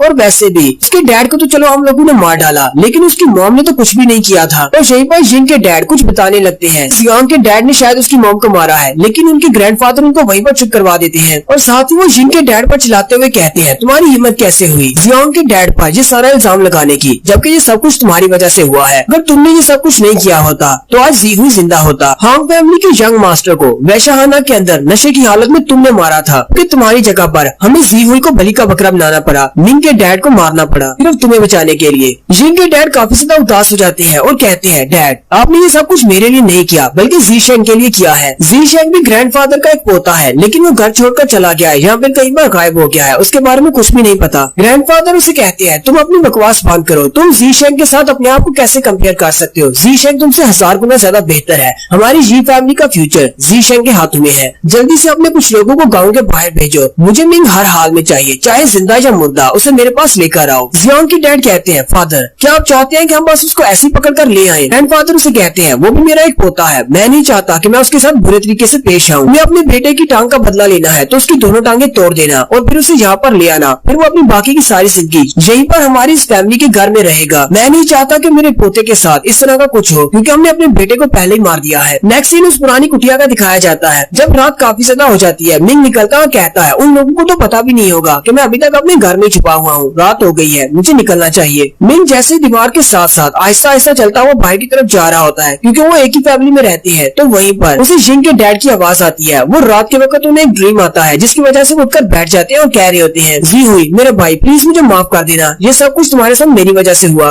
उसकी वाइफ उसे कहती है क्या हुआ, क्या तुमने फिर से कोई बुरा सपना देखा है। मिंग अपने डैड का नाम सुनने के बाद वहीं पर कान लगा लेता है और कहता है ये तो जिंग के डैड और उसकी मॉम है, वो दोनों आपस में बातें कर रहे हैं, उसे मेरे डैड के बारे में कोई बुरे सपने क्यों आ रहे हैं। जिंग की मॉम उसे कहती है तुम्हें परेशान होने की जरूरत नहीं, जी हुई को मरे हुए कई साल गुजर चुके हैं, अब भी तुम्हें उसके बुरे सपने आते हैं, अब तो तुम्हें इस सब को भूल जाना चाहिए। जिंग के डैड कहते हैं मैं भी उसके बारे में याद नहीं करना चाहता, मुझे लगता है कि आज की मीटिंग में हमने उसके बारे में बात की थी, इसी वजह से मुझे उसका बुरा सपना आ रहा है, वो आज भी मुझे सपने में आकर मुझे बहुत ज्यादा हार्ट करता है। जिंग की मॉम उसे कहती है मैं ये बात अच्छी तरह से समझती हूँ, तुमने जी हुई को नहीं मारा, हालांकि जी हुई ने अपनी मर्जी से तुम्हारा इल्जाम अपने सर पर लिया था और मास्टर हांग को उसने मारा है, लेकिन जी हुई को तुमने नहीं मारा, हमारे फादर ने मारा था क्योंकि फादर तुमसे बहुत ज्यादा प्यार करते हैं, जी हुई के मुकाबले में तुमसे ज्यादा प्यार करते थे, इसी वजह से उन्होंने जी हुई को मार डाला तुम्हारी जगह पर। और यहीं पर दिखाते हैं कि ग्रैंडफादर मिंग के डैड को मार रहे होते हैं। जिंग के डैड कहते हैं ये सारी गलती जी हुई की अपनी है, जी हुई हमारे हमारे इस सेक्टर को छोड़कर जाना चाहता था। वो हाउटियान सेक्टर को ज्वाइन करना चाहता था ताकि वो एक स्काई कैप्टन बन सके। अगर वो वाकई में ऐसा कर देता तो हमारी जी फैमिली बर्बाद हो जाती और हमारे पास कुछ भी नहीं बचता। हमारे ग्रैंडफादर ने उसको मारकर इस सारी सिचुएशन का फायदा उठाया है। जिन की माँ मुझसे कहती है तुम्हें इस सब के बारे में ज्यादा सोचने की जरूरत नहीं है। तुम्हें पता है कि वैशाहाना में तुमने बहुत ज्यादा पी रखी थी, इसी वजह से तुम्हें गुस्से में उस लड़के को इतना ज्यादा मार दिया कि वो लड़का मर गया। तुमने मास्टर हांग को जानबूझकर नहीं मारा, ये तो सिर्फ एक एक्सीडेंट था। अगर जी हुई तुम्हारी जगह पर अपनी बलि नहीं देता तो अब तक तो तुम हांग फैमिली के हेड्स के हाथों मारे गए होते। मिंग उनकी सारी बातें सुन लेता और काफी ज्यादा हैरान होता है। मिंग कहता है तो इसका मतलब मेरे अपने ही दादाजी ने मेरे डैड को मारा है, यानी कि अपने ही बेटे को मार डाला, वो भी अपने दूसरे बेटे की जान बचाने के लिए। मेरे डैड को बलि का बकरा बनाया गया है। उसी वक्त जिन के डैड को भी कुछ महसूस होता है जैसे बाहर कोई उनकी बातें सुन रहा है। वो जल्दी से आकर दरवाजा खोलते और कहते हैं कौन है यहाँ पर, लेकिन मिंग वहाँ से भाग जाता है। मिंग भागता हुआ गली के अंदर चला जाता है। अब मिंग काफी ज्यादा गुस्से में है क्योंकि पिछले कई सालों से वो हांग फैमिली से बदला लेने के फिराक में है कि कब वो मैपल लीफ सिटी जाएगा और हांग फैमिली से बदला लेगा। लेकिन आज उसे पता चल रहा है कि उसके अपने ही दादाजी ने उसके डैड को मारा है। मिंग बिमिंग से कहता है मुझे बहुत ज्यादा स्ट्रॉन्ग बनना है। तुम्हारे पास चाहे कोई सा मेथड हो, कितना ही पावरफुल क्यों ना हो, कितना ही दर्द देने वाला क्यों ना हो, मैं उस मेथड को सीखूंगा और अपनी बॉडी की कल्टीवेशन को बहुत ज्यादा बढ़ाऊंगा ताकि मैं इन सारे जी फैमिली वालों से बदला ले सकूं। बिमिंग उसे कहती है ठीक है मास्टर। फिर वो दोनों जंगल की तरफ चले जाते हैं। मिंग उस जंगल में जाने के बाद हीवन स्ट्राइकिंग फुटवर्क टेक्निक को प्रैक्टिस कर रहा होता है। वो उसके फर्स्ट स्टेप जिसका नाम फ्लैश स्टेप है उसको प्रैक्टिस करने की कोशिश कर रहा है। मिंग क्योंकि जबरदस्ती अपनी बॉडी को कल्टीवेट करने की कोशिश कर रहा है और वो बिना आराम किए ये सारी टेक्निक सीखने की कोशिश करता है। इसी वजह से दिखाते हैं कि उसके पाँव की सारी वेज भी फूल जाती है और उसके पाँव के अंदर से ब्लड निकलना शुरू हो जाता है क्योंकि उसके पाँव के ऊपर बहुत ज्यादा प्रेशर पड़ता है जब वो फ्लैशिंग स्टेप को सीख रहा होता है। बिमिंग उसे कहती है मास्टर आपने 7 बार इस टेक्निक को फेल कर दिया है, हर बार आपकी टांगे बहुत ज्यादा जख्मी हो जाती हैं। मैं तो आपसे यही कहूंगी कि आपको इस टेक्निक को नहीं सीखना चाहिए क्योंकि ये आपके लिए नहीं बनी, ये बहुत ज्यादा पावरफुल है। अगर इसी तरह चलता रहा तो आप तो चलने के काबिल नहीं रहेंगे। मिंग उसे कहता है नहीं, मुझे बदला लेना है और बदला लेने के लिए मैं किसी भी हद तक जाने को तैयार हूँ। चलो जल्दी से मुझे हील कर दो, मुझे एक बार और ट्राई करना है। बिमिंग आगे बढ़ती है और अपनी पावर्स को यूज करते हुए उसकी बॉडी को हील कर देती है। मिंग कहता है मैं जी फैमिली वालों को कभी माफ नहीं करूंगा और इसी तरह प्रैक्टिस करते करते उसे तकरीबन 15 दिन गुजर जाते हैं। 15 दिन की मेहनत करने के बाद वो फ्लैश स्टेप की इस टेक्निक को सीख लेता है। बिमिंग उसे कहती है मास्टर आपको बहुत ज्यादा बधाई हो, आपने इसके फर्स्ट स्टेप फ्लैश स्टेप को सीख लिया है। हालांकि आप इसको भी बहुत ज्यादा इम्प्रूव कर सकते हैं लेकिन आप इसको फाइटिंग के दौरान यूज करने के काबिल हो गए हैं। बिमिंग उसे कहती है अब जबकि तुमने फ्लैश स्टेप को सीख लिया है और साथ ही तुम्हारी बेस कल्टीवेशन भी बन चुकी है, मुझे लगता है कि तुम अपनी की को गैदर कर सकते हो और अपनी की को यूज करते हुए किसी के ऊपर भी एनर्जी बॉल से अटैक कर सकते हो। मिंग अपने हाथ को ऊपर की तरफ उठाता है और अपने हाथ पर अपनी की पावर को रिलीज करते हुए कहता है क्या तुम इसको की एनर्जी कह रही हो। लेकिन जैसे ही वो उसको प्रैक्टिस करने लगता है उसके पेट के अंदर से गुड़गुड़ की आवाज आना शुरू हो जाती है क्योंकि मिंग को काफी ज्यादा भूख लगी है। वहीं पर सामने एक हिरन होता है। मिंग कहता है पहले कुछ पेट पूजा कर ली जाए और वो आगे बढ़ता है और उस हिरन को पकड़ लेता है। नेक्स्ट सीन में दिखाते हैं मिंग बैठा उस हिरन का गोश्त खा रहा होता है और कहता है इसका गोश्त तो बहुत ज्यादा अच्छा है, मुझे नहीं पता था कि अकेले रहने में इतना ज्यादा मजा आता है। अगर मुझे पहले पता होता तो मैं तो कब का घर को छोड़कर भाग आया होता और यहीं पर इस जंगल में अपना घर बसा लेता। और यहीं पर एक नए कैरेक्टर की एंट्री होती है जो कि एक लड़की है और एक प्रिंसेस भी है। वो लड़की पैदल चलती हुई जा रही होती है और कहती है मेरी फैमिली वाले बहुत ज्यादा बुरे हैं। हालांकि इस बात से क्या फर्क पड़ता है कि मैं गुस्से की बहुत ज्यादा तेज हूँ, लेकिन फिर भी मुझे मैनर सिखाने के लिए मुझे 15,000 किलोमीटर तक पैदल चलने की सजा देना ये तो बहुत ही बुरा है। उसके पेट में भी गुड़गुड़ हो रही होती है क्योंकि उस लड़की को बहुत ज्यादा भूख लगी होती है। प्रिंसेस कहती है मुझे रात गुजारने के लिए कोई ना कोई जगह ढूंढना होगी और साथ ही मुझे बहुत ज्यादा भूख भी लगी है। उसी वक्त उसे भुने हुए गोश्त की खुशबू आती है। वो कहती है ये तो बहुत ही अच्छी स्मेल है, लगता है कि यहाँ पर करीब ही कोई गोश्त भून रहा है। वो भागती हुई उस तरफ आ जाती है और एक दरख्त के पीछे छुप कर देखती है। मिंग बैठा वहाँ पर अपने हिरन का गोश्त खा रहा होता है। प्रिंसेस बड़ी स्पीड के साथ भागती हुई आती है और उसके हिरन के गोश्त की एक टांग को उखाड़ लेती है और वहीं पर बैठकर खाना शुरू कर देती है। मिंग उसे कहता है ओए तुम कौन हो। प्रिंसेस उसे कहती है तुम्हारे जैसे आम और गरीब लोग मेरा नाम जानने के काबिल नहीं है, मैं इस लायक नहीं हूँ, इसलिए मैं तुम्हें अपना नाम नहीं बताऊंगी। मिंग उसकी बात सुनकर हैरान हो जाता है और कहता है क्या तुम्हें मैं कोई आम सा गरीब बंदा दिखाई देता हूँ? वैसे तुम्हारी चेस्ट को छोड़कर तुम्हारा बाकी सब कुछ तो मेरे जैसा ही है, तो फिर मैं कैसे एक आम इंसान हो गया और तुम एक खास हो गई। प्रिंसेस उठकर खड़ी हो जाती है और कहती है तुम तो बहुत ही बड़े बदतमीज हो, मैं एक नोबल फैमिली की लड़की हूँ और तुमसे तो कई दर्जे कई हजार गुना ज्यादा नोबल हूँ, तुम एक आम से गरीब से लड़के हो। मिंग उसे कहता है अगर तुम इतनी ही ज्यादा नोबल हो तो क्या तुम्हें मैनर्स के बारे में बिल्कुल भी नहीं पता? यहाँ पर आने से पहले तुम्हें मेरी इजाजत चाहिए थी, साथ ही तुमने मेरा गोश्त भी मुझसे छीन लिया है। क्या तुम्हें नहीं लगता कि तुम मुझसे ज्यादा बड़ी बदतमीज हो? प्रिंसेस गुस्सा हो जाती है और अपने गोश्त के टुकड़े को नीचे फेंक देती है और उसे कहती है, तुम्हारी हिम्मत कैसे हुई एक प्रिंसेस को इंसल्ट करने की? मिंग उसकी बात सुनने के बाद हंसना शुरू कर देता है और कहता है, अगर तुम एक प्रिंसेस हो तो फिर मैं एक प्रिंस हूँ, चलो जल्दी से मेरे सामने घुटने टेको। प्रिंसेस काफी ज्यादा गुस्सा हो जाती है और उसे कहती है, तुम्हारी बॉडी के अंदर से जो एनर्जी निकल रही है उसे सेंस करके तो लगता है कि तुम अपने ब्लड कल्टीवेशन के रॉम में हो, ब्लड कल्टीवेशन के लेवल 1 पर हो। चलो हम दोनों एक फाइट करते हैं, मैं तुम्हें दिखाती हूँ कि तुम्हारे आम इंसान में और हमारी जैसी रॉयल फैमिली के मेंबर में कितना ज्यादा पावर डिफरेंस है। मुझे सिर्फ एक मूव चाहिए, मैं सिर्फ एक ही मूव से तुम्हें नीचे गिरा सकती हूँ। मिंग उसे कहता है, हाँ मुझे भी ये देखने में बहुत ज्यादा इंटरेस्ट पैदा हो रही है, देखते हैं कि तुम सिर्फ एक ही मूव को यूज करते हुए मुझ जैसे आम इंसान को कैसे नीचे गिराती हो। और प्रिंसेस बड़ी स्पीड के साथ उस पर अटैक करने के लिए आगे बढ़ती है और यहीं पर हमारी एपिसोड 03 का एंड होता है। एक्सप्लेनेशन अच्छी लगी हो तो कमेंट करके जरूर बताएं, चैनल को सब्सक्राइब कर दें, वीडियो को लाइक और शेयर कर दें। शुक्रिया। हेलो गाइस, कैसे हैं आप सब लोग? रिवेंज सीकर की एपिसोड 4 के साथ हाजिर हूँ। अभी तक जिसने मेरे चैनल को सब्सक्राइब नहीं किया हुआ, चैनल को सब्सक्राइब कर दे, वीडियो को लाइक और शेयर कर दे। शुक्रिया। तो लास्ट एपिसोड के एंड पे हमने देखा था मिंग के पास एक प्रिंसेस आती है और वो उसे चैलेंज करती है और कहती है, चलो फिर हम दोनों फाइट करके देखते हैं कि हम में से कौन ज्यादा स्ट्रॉन्ग है। मैं तुम्हें दिखाती हूँ कि एक नोबल फैमिली की प्रिंसेस और एक आम लड़के में क्या फर्क होता है। मिंग भी उसके साथ फाइट करने के लिए रेडी हो जाता है, लेकिन प्रिंसेस बड़ी स्पीड के साथ उसके ऊपर अटैक करने के लिए आगे बढ़ती है। लेकिन प्रिंसेस जैसे उसे पंच मारने लगती है, मिंग बड़ी स्पीड के साथ सामने से गायब होकर पीछे की तरफ हट जाता है क्योंकि वो अपने फ्लैश टैप को यूज कर रहा है। प्रिंसेस भी ये देखकर बहुत ज्यादा हैरान हो जाती है और कहती है, तुमने अभी कौन से फ्लैश टैप को यूज किया था? तुम्हारी ये वाली टेक्निक तो मेरी टेक्निक से भी ज्यादा फास्ट है। मिंग उसी वक्त जंप करते हुए उसके ऊपर अटैक करता है, लेकिन प्रिंसेस भी जल्दी से साइड पर हट जाती है। जबकि उसी वक्त आसमान में बादलों के ऊपर दिखाते हैं 2 एल्डर्स खड़े होते हैं। ये दोनों ही आर्मी के कमांडर्स हैं जिन्हें यहाँ पर प्रिंसेस के ऊपर नजर रखने के लिए भेजा गया है। एक का नाम कमांडर सन होता है और एक का नाम कमांडर जू होता है। वो दोनों ही ऊपर खड़े ये सारी फाइट देख रहे होते हैं। कमांडर जू कमांडर सन से कहते हैं, कमांडर सन आपको इस लड़के को देखकर क्या लगता है? ये लड़का तो वाकई में बहुत ज्यादा हास है,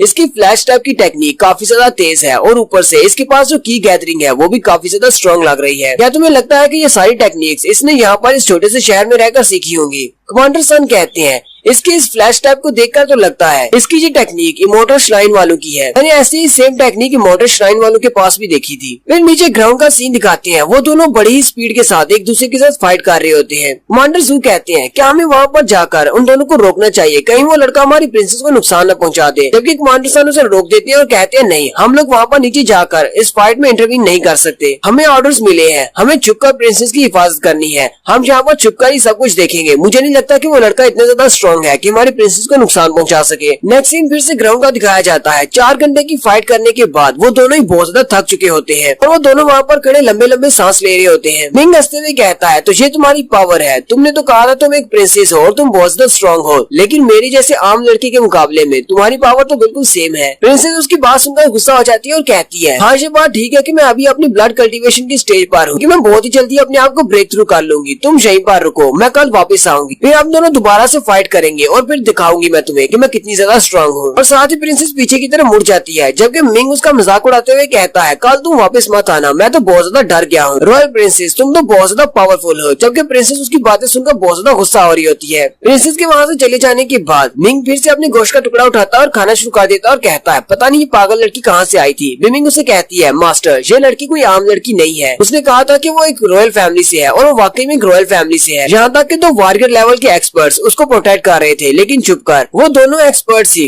मार्शल आर्ट्स डोमिनेटर लेवल पर थे। मिंग उसकी बात सुनते ही बहुत ज्यादा घबरा जाता है और कहता है, मार्शल आर्ट्स डोमिनेटर लेवल कहाँ पर है वो? मुझे यहाँ पर कोई भी दिखाई क्यों नहीं दे रहा? मिंग उसे कहती है, मास्टर आपको परेशान होने की जरूरत नहीं है, वो दोनों ही एक्सपर्ट्स ऊपर बादलों में छुपे हुए हैं, तुम उनको देख नहीं सकते। वो दोनों इस लड़की को प्रोटेक्ट करने के लिए वहाँ पर है, लेकिन तुम्हें परेशान होने की जरूरत नहीं है, जब तक मैं यहाँ पर हूँ कोई तुम्हें नुकसान नहीं पहुँचा सकता। मिंग कहता है, आखिर वो लड़की थी कौन? मैं पिछले काफी दिनों से अपने आप को कल्टीवेट करने की कोशिश कर रहा हूँ। हालांकि हम दोनों की कल्टीवेशन की पावर बिल्कुल सेम थी, लेकिन फिर भी वो लड़की मुझसे ज्यादा स्ट्रॉन्ग थी, मैं उसको हरा क्यों नहीं पाया? मिंग कहती है, मुझे उस भिखारी की मेमोरीज में से कुछ मिला है, मुझे लगता है कि ये लड़की एक वाकई में एक रॉयल प्रिंसेस है। इस लड़की ने कहा था कि इसकी रेजिंग फायर फुटवर्क तुम्हारे फ्लैश टाइप से ज्यादा तेज नहीं है। तो रेजिंग फायर फुटवर्क इस स्पेशल टेक्निक को तो रोज फिंच डायनेस्टी वाले यूज करते हैं। मुझे लगता है कि वो लड़की रोज फिंच डायनेस्टी की प्रिंसेस होगी। मिंग उसकी बात सुनने के बाद कहता है, इसलिए तो वो लड़की मुझे बार बार एक काम सा लड़का कह रही थी, उसका मतलब वो वाकई में एक प्रिंसेस है। साथ ही मिंग हल्का सा मुस्कुराता है और कहता है चलो जो भी हो, चाहे वो प्रिंसेस हो या ना हो, जैसे ही वो वापस आएगी मैं उसके साथ फिर से फाइट करूंगा और मैं उसे दिखा दूंगा कि एक आम इंसान भी उसके मुकाबले में फाइट कर सकता है, वो कोई हास नहीं है। मिंग अपने पास एक और स्क्रोल निकालती है और कहती है मेरे पास एक और 8 ग्रेड की स्पेशल स्किल है, तुम इसको भी मास्टर कर सकती हो। इस स्पेशल टेक्निक का नाम बिलो फिस्ट है। तुम जल्दी से इसको प्रैक्टिस करना स्टार्ट करो। अगर तुम्हारी बॉडी को कुछ होता है तो मैं साथ ही तुम्हारी बॉडी को हील कर दूंगी और तुम्हारी बहुत ज्यादा हेल्प करूंगी। मिंग जल्दी से उस स्क्रोल को खोल लेता है और कहता है चलो फिर ठीक है, इस टेक्निक को सीखते हैं। साथ ही मिंग उस टेक्निक के बारे में पढ़ने के बाद उस टेक्निक को सीखना स्टार्ट करता है। उसी के बाद एक केव के अंदर दिखाते हैं, वो प्रिंसेस एक केव के अंदर चली जाती है और काफी ज्यादा गुस्से में होती है। प्रिंसेस कहती है उस लड़के की हिम्मत कैसे हुई मेरे सामने इस तरह पेश आने की, उसे लगता है कि मुझसे ज्यादा स्ट्रॉन्ग है। प्रिंसेस कहती है तुम बस मेरा इंतजार करो, कल जब मैं तुमसे फाइट करने के लिए आऊंगी तो मैं पहले से बहुत ज्यादा स्ट्रॉन्ग हो जाऊंगी। प्रिंसेस इतनी ज्यादा गुस्से में होती है कि वो वहीं पर बैठकर अपनी बॉडी को कल्टीवेट करना स्टार्ट करती है और कहती है मुझे आज ही ब्रेक थ्रू करना है, और वहीं पर बैठकर अपने आप को ब्रेक थ्रू करना स्टार्ट कर देती है। दोनों ही कमांडर जो देखकर बहुत ज्यादा हैरान हो जाते हैं और कहते हैं हमारी छोटी प्रिंसेस वहाँ पर बैठकर अपनी बॉडी को ब्रेक थ्रू करने वाली है। लगता है कि उस लड़के ने इसके ऊपर बहुत ज्यादा असर किया है, अब बहुत ही जल्दी ये एक लेवल 1 की वॉरियर बन जाएगी। मास्टर जू कहते हैं हमारी प्रिंसेस बहुत ज्यादा स्पेशल है, रोजफेज डायनेस्टी में पिछले 500 साल में ऐसी कोई भी प्रिंसेस नहीं देखी। हमारी प्रिंसेस उस लड़के से बहुत ज्यादा मुतासिर हुई है और ये लड़के को हराना चाहती है, इसी वजह से ये अपनी बॉडी को कल्टीवेट करके अपनी स्ट्रेंथ को इंक्रीज कर रही है ताकि कल को जाकर उस लड़के को हरा सके। नेक्स्ट सीन अगले दिन का होता है। मिंग और वो प्रिंसेस दोनों ही आमने सामने होते हैं।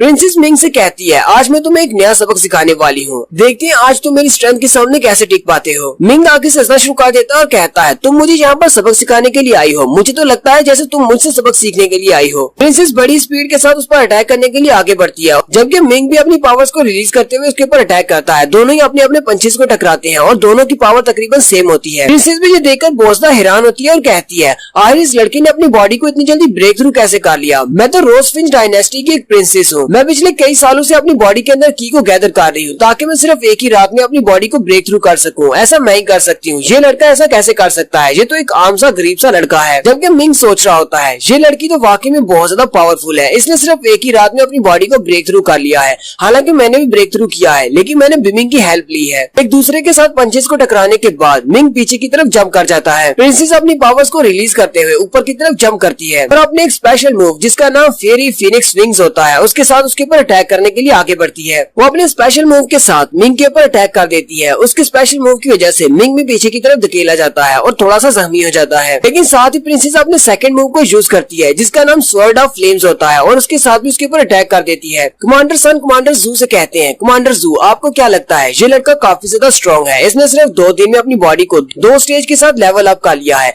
ये लड़का तो वाकई में एक टैलेंटेड बंदा है। आप क्या कहते हैं, क्या हमें इस लड़के को अपने साथ वापस ले जाना चाहिए या फिर इस लड़के को यहीं पर मार देना चाहिए? हमारे पास सिर्फ 2 ही ऑप्शंस हैं। लेकिन जैसे ही वो मिंग को मारने की बात करते हैं मिंग बहुत ज्यादा गुस्सा हो जाती है और वहीं नीचे से ही अपनी पावर्स को रिलीज करती है। जैसे ही वो अपनी पावर्स को रिलीज करती है वो दोनों ही कमांडर्स बहुत ज्यादा घबरा जाते हैं और कहते हैं ये तो एक सुप्रीम बीइंग है। कमांडर्स उससे माफी मांगते हुए कहते हैं अगर आप वाकई में इमॉर्टल श्राइन की एक सुप्रीम बीइंग है, हम आपसे माफी चाहते हैं। हम लोग इस लड़के के बारे में बहुत ही बुरा भला सोच रहे थे, लेकिन आप हमें माफ कर दे, हमें इस बारे में नहीं पता था कि आप इस लड़के को प्रोटेक्ट कर रहे हैं। लेकिन सामने से उन्हें कोई भी जवाब नहीं आता, यानी उन्हें बीइंग नजर नहीं आ रही लेकिन उसकी पावर उन्हें महसूस होती है। कमांडर सन कहते हैं मुझे लगता है कि स्प्रिंग बीइंग अपने आप को जाहिर नहीं करना चाहता, यहीं पर रहकर इंतजार करना होगा, शायद किसी न किसी वक्त तो हमारे सामने आएगा। नेक्स्ट सीन फिर से फाइटिंग का दिखाया जाता है जहाँ पर प्रिंसेस मिंग को बड़ी बुरी तरह से पीट रही होती है क्योंकि उसकी स्ट्रेंथ उससे बहुत ज्यादा है। मिंग उससे बहुत ज्यादा मार खाता है और काफी ज्यादा जख्मी भी हो जाता है। प्रिंसेस उसे कहती है क्या तुम्हें पता चला कि एक आम इंसान और एक रॉयल फैमिली की लड़की में कितनी ज्यादा पावर डिफरेंस है? हालांकि हम दोनों सेम लेवल पर हैं, लेकिन फिर भी मेरी की पावर तुमसे ज्यादा है। मिंग उसे कहता है मैं अभी तक हारा नहीं हूँ, चलो फाइट को फिर से कंटिन्यू करते हैं। प्रिंसेस उसकी बात सुनने के बाद मुस्कुराना शुरू कर देती है और कहती है ये लड़का तो वाकई में बहुत ज्यादा अलग है, हालांकि ये मुझसे इतनी ज्यादा मार खा चुका है लेकिन फिर भी ये मुझसे फाइट करना चाहता है। लगता है कि इसकी जीतने की ख्वाहिश बहुत ज्यादा स्ट्रॉन्ग है। प्रिंसेस पीछे की तरफ मुड़ जाती है और कहती है तुम इतने भी ज्यादा बुरे नहीं हो, जाकर और थोड़ी प्रैक्टिस करो, हम लोग कल मिलेंगे, मैं तुमसे कल आकर फाइट करूंगी, अभी मैं बहुत ज्यादा थक गई हूँ। नेक्स्ट सीन अगले दिन की फाइट का दिखाया जाता है और फिर नेक्स्ट सीन तीसरे दिन की फाइट का दिखाया जाता जाता है और फिर नेक्स्ट सीन चौथे दिन की फाइट का दिखाया जाता है। प्रिंसेस और मिंग काफी दिनों तक इसी तरह फाइट करते रहते हैं। काफी दिनों के बाद प्रिंसेस वापस आती है और उसे कहती है, तो हमसे लड़के क्या तुम मुझसे मार खाने के लिए तैयार हो? मिंग उसे कहता है, अपनी बकवास बंद करो और चलो मुझसे फाइट करो और दिखाओ तुम्हारे पास कौन से स्पेशल मूव्स हैं। मिंग कहता है, तुम्हें क्या लगता है कि मैं हर रोज यहाँ पर तुमसे मार खाने के लिए आता हूँ? हर रोज यहाँ पर मार खाने के बाद रात को बैठकर अपनी बॉडी को कल्टीवेट करता हूँ ताकि मैं अपनी एनर्जी को और भी ज्यादा बढ़ा सकूँ। प्रिंसेस मिंग से कहती है, तुम ये बात अच्छी तरह से जानते हो कि तुम कभी भी मुझे हरा नहीं पाओगे क्योंकि तुम्हारी कल्टीवेशन इतनी ज्यादा हाई नहीं है, लेकिन फिर भी तुम हर रोज मुझसे मार खाने के लिए आ जाते हो। आए तुम इस बात को मान क्यों नहीं लेते कि तुम मुझे हरा नहीं सकते? मिंग प्रिंसेस से कहता है, पीछे हमने जितनी भी फाइट्स की हैं उसमें मैंने कोई भी मार्शल आर्ट्स का स्किल यूज नहीं किया था,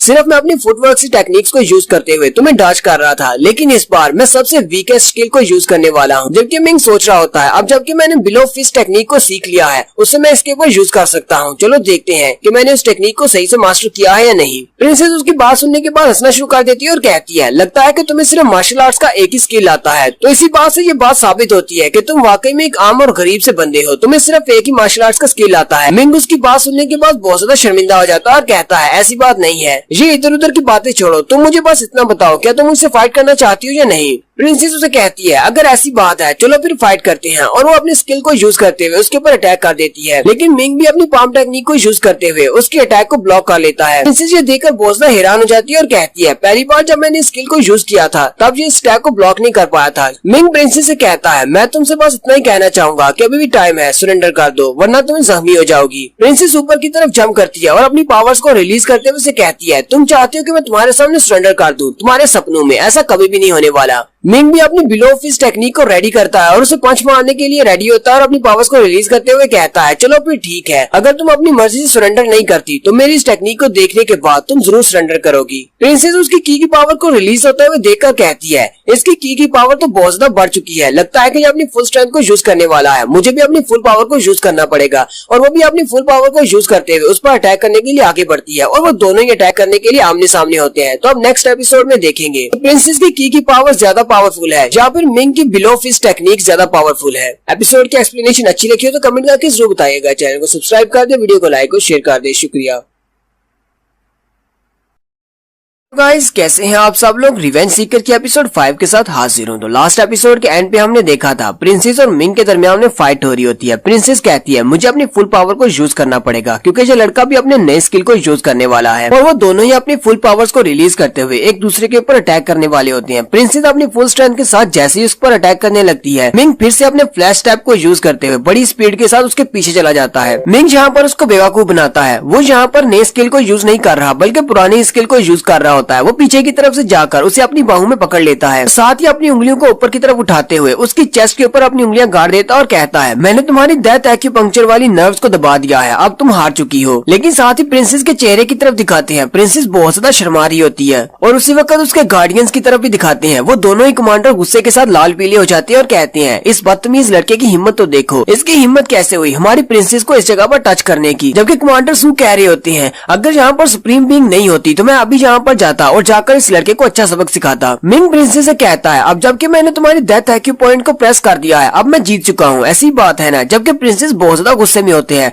और वो साथ ही पीछे की तरफ घूमते हुए उसके चेहरे पर एक जबरदस्त थप्पड़ मारती है। प्रिंसेस उसके चेहरे पर थप्पड़ मारने के बाद वहाँ से रोते हुए भाग जाती है और उसे कहती है, कमीने कहीं के ठरकी इंसान, तुम बस 3 साल तक इंतजार करो, मैं इतनी ज्यादा स्ट्रॉन्ग हो जाऊंगी कि तुमसे इस बात का बदला जरूर लूंगी, तुम बहुत बड़े ठरकी और कमीने इंसान हो। मिंग अपने चेहरे पे हाथ रखकर खड़ा होता है और बिमिंग से कहता है, क्या मैंने कुछ गलत कर दिया? बिमिंग उसे कहती है, मास्टर आपने उसके ब्रेस्ट के ऊपर टच किया था, आपको किसी लड़की के साथ ऐसा नहीं करना चाहिए। मिंग उसे कहता है, तो इसमें क्या बड़ी बात है, फाइट के दौरान कौन लड़की और कौन लड़का, इससे क्या फर्क पड़ता है कि मैंने उसके ब्रेस्ट को टच किया था। लेकिन साथ ही वो अपने हाथ की तरफ देखते हुए सोच रहा होता है, लेकिन वो था बहुत ज्यादा नरम नरम। नेक्स्ट सीन में मिंग एक पहाड़ी के ऊपर बैठा होता है और वो बिमिंग से कहता है, मुझे 2 महीने हो चुके हैं अपनी फैमिली को छोड़े हुए, पिछले 2 महीने से मैं यहाँ पर प्रैक्टिस कर रहा हूँ और एक जंगली इंसान की तरह यहीं पर जंगल में रह रहा हूँ। बिमिंग उसे कहती है, मास्टर आपने यहाँ पर 2 महीने तक जितनी भी ट्रेनिंग की है उस सब का फल आपको मिल रहा है, आपने वाकई में बहुत कुछ हासिल किया है, आपने फ्लैश स्टेप को सीख लिया है, इसके अलावा बिलो पंच को भी आपने सीख लिया है और इस वक्त तुम मार्शल आर्ट्स के ग्रेट डिसाइपल 5 की स्टेज पर पहुंच चुके हो और ये डिवाइन क्लोक जो कि तुम्हारे पास है, इसकी वजह से अब तुम अपने सेम लेवल के किसी भी बंदे को आसानी से हरा सकते हो। सिर्फ वॉरियर ही तुम्हारा मुकाबला कर सकते हैं और कोई भी तुम्हारा मुकाबला नहीं कर पाएगा। मिंग उठकर खड़ा हो जाता है और कहता है, बहुत ही जल्दी हमारी जी क्लैन में यहाँ पर एक वॉरियर टूर्नामेंट होने वाला है जहाँ जहाँ पर इस टूर्नामेंट को जीतने पर हमें रेड सन सेक्टर में एक स्टूडेंट बनकर जाने का मौका मिलेगा, जबकि जी फैमिली में ऐसा कोई भी वॉरियर नहीं है जो कि मेरा मुकाबला कर सके, तो मुझे उन सबसे डरने की जरूरत नहीं है। मैं गाँव में वापस जा रहा हूँ। चलो वापस जाकर जी फैमिली के सारे बुढ़ाओं को एक सरप्राइज देते हैं। नेक्स्ट सीन उसके गांव का दिखाया जाता है। गली में मौजूद सारे लोग जो देखकर बहुत ज्यादा हैरान होते हैं और कहते हैं ये लड़का तो एक मॉन्स्टर है, ये इतना ज्यादा पावरफुल कैसे हो सकता है। इसने अपने कंधे के ऊपर एक बड़े से बोर को उठा रखा है, उसका वजन 200 किलोग्राम तो होगा, और साथ ही इसने एक हिरन को भी उठा रखा है, वो भी काफी ज्यादा भारी लग रहा है। आए ये लड़का आया कहाँ से है, ये तो बहुत ज्यादा पावरफुल है। यहाँ पर इस सीन को देखकर मेरे जहन में सिर्फ एक ही एनिमे कैरेक्टर आया था। हो सकता है कि आपने भी उस एनिमे को देखा हो। एनिमे का नाम गोरमे हंटर है। मिंग ने अपने कंधे के ऊपर एक बड़े से बोर को उठाया होता है और साथ ही उसने एक बड़ा सा हिरन भी पकड़ा होता है, और वो दोनों ही बहुत ज्यादा मोटे ताजे होते हैं। सारे लोग जो देखकर बहुत ज्यादा हैरान होते हैं, जबकि उनमें से कुछ लोग उसको पहचान लेते हैं और कहते हैं ये तो लूजर मिंग है। वो लोग जी फैमिली के गार्ड्स होते हैं। वो कहते हैं पिछले 2 महीने से हम लोग इस लड़के को लगातार ढूंढ रहे हैं, और इस लड़के को तो देखो ये किस तरह यहाँ पर वापस आ गया है। मिंग उस बड़े से बोर को उठाकर सीधा एक होटल के अंदर चला जाता है और जाकर उसकी टेबल पे रखते हुए उस बंदे से कहता है मैं इन दोनों के बदले में कुछ खाना खाना चाहता हूँ। वो होटल वाला बहुत ज्यादा खुश हो जाता है और कहता है चलो फिर ठीक है, मैं तुम्हारे लिए अभी खाना लेकर आता हूँ, और वो उसके लिए बहुत सारा खाना ले आता है। मिंग भी असली का खाना देखकर बहुत ज्यादा खुश होता है और कहता है काफी अरसे के बाद पका हुआ खाना देख रहा हूँ, वरना मैं तो वहाँ पर बुना हुआ गोश्त खा खा कर बहुत ज्यादा तंग आ गया था। उसको वहाँ पर खाने के लिए चावल भी मिलते हैं। वो उनको देखकर और भी ज्यादा खुश हो जाता है और कहता है मैंने तो सोचा भी नहीं था कि दोबारा मुझे कभी चावल देखने को भी मिलेंगे। मिंग उसे कहती है मास्टर ये तो सिर्फ चावल है, आपको इसके लिए इतना ज्यादा एक्साइटेड होने की क्या जरूरत है। मिंग रोते हुए चावल खाना स्टार्ट करता है और कहता है तुम्हें नहीं पता, क्योंकि तुमने 2 महीने तक किसी जंगल में जाकर बुना हुआ गोश्त नहीं खाया। मुझे तो चावल का टेस्ट भी भूल चुका है। आज तो मैं यहाँ पर भरपेट खाने वाला हूँ। लेकिन वहाँ पर जी फैमिली का एक लड़का आता है और उसके ऊपर अटैक कर देता है और उसकी टेबल को भी तोड़ देता है। मिंग जल्दी से पीछे की तरफ जंप कर जाता है।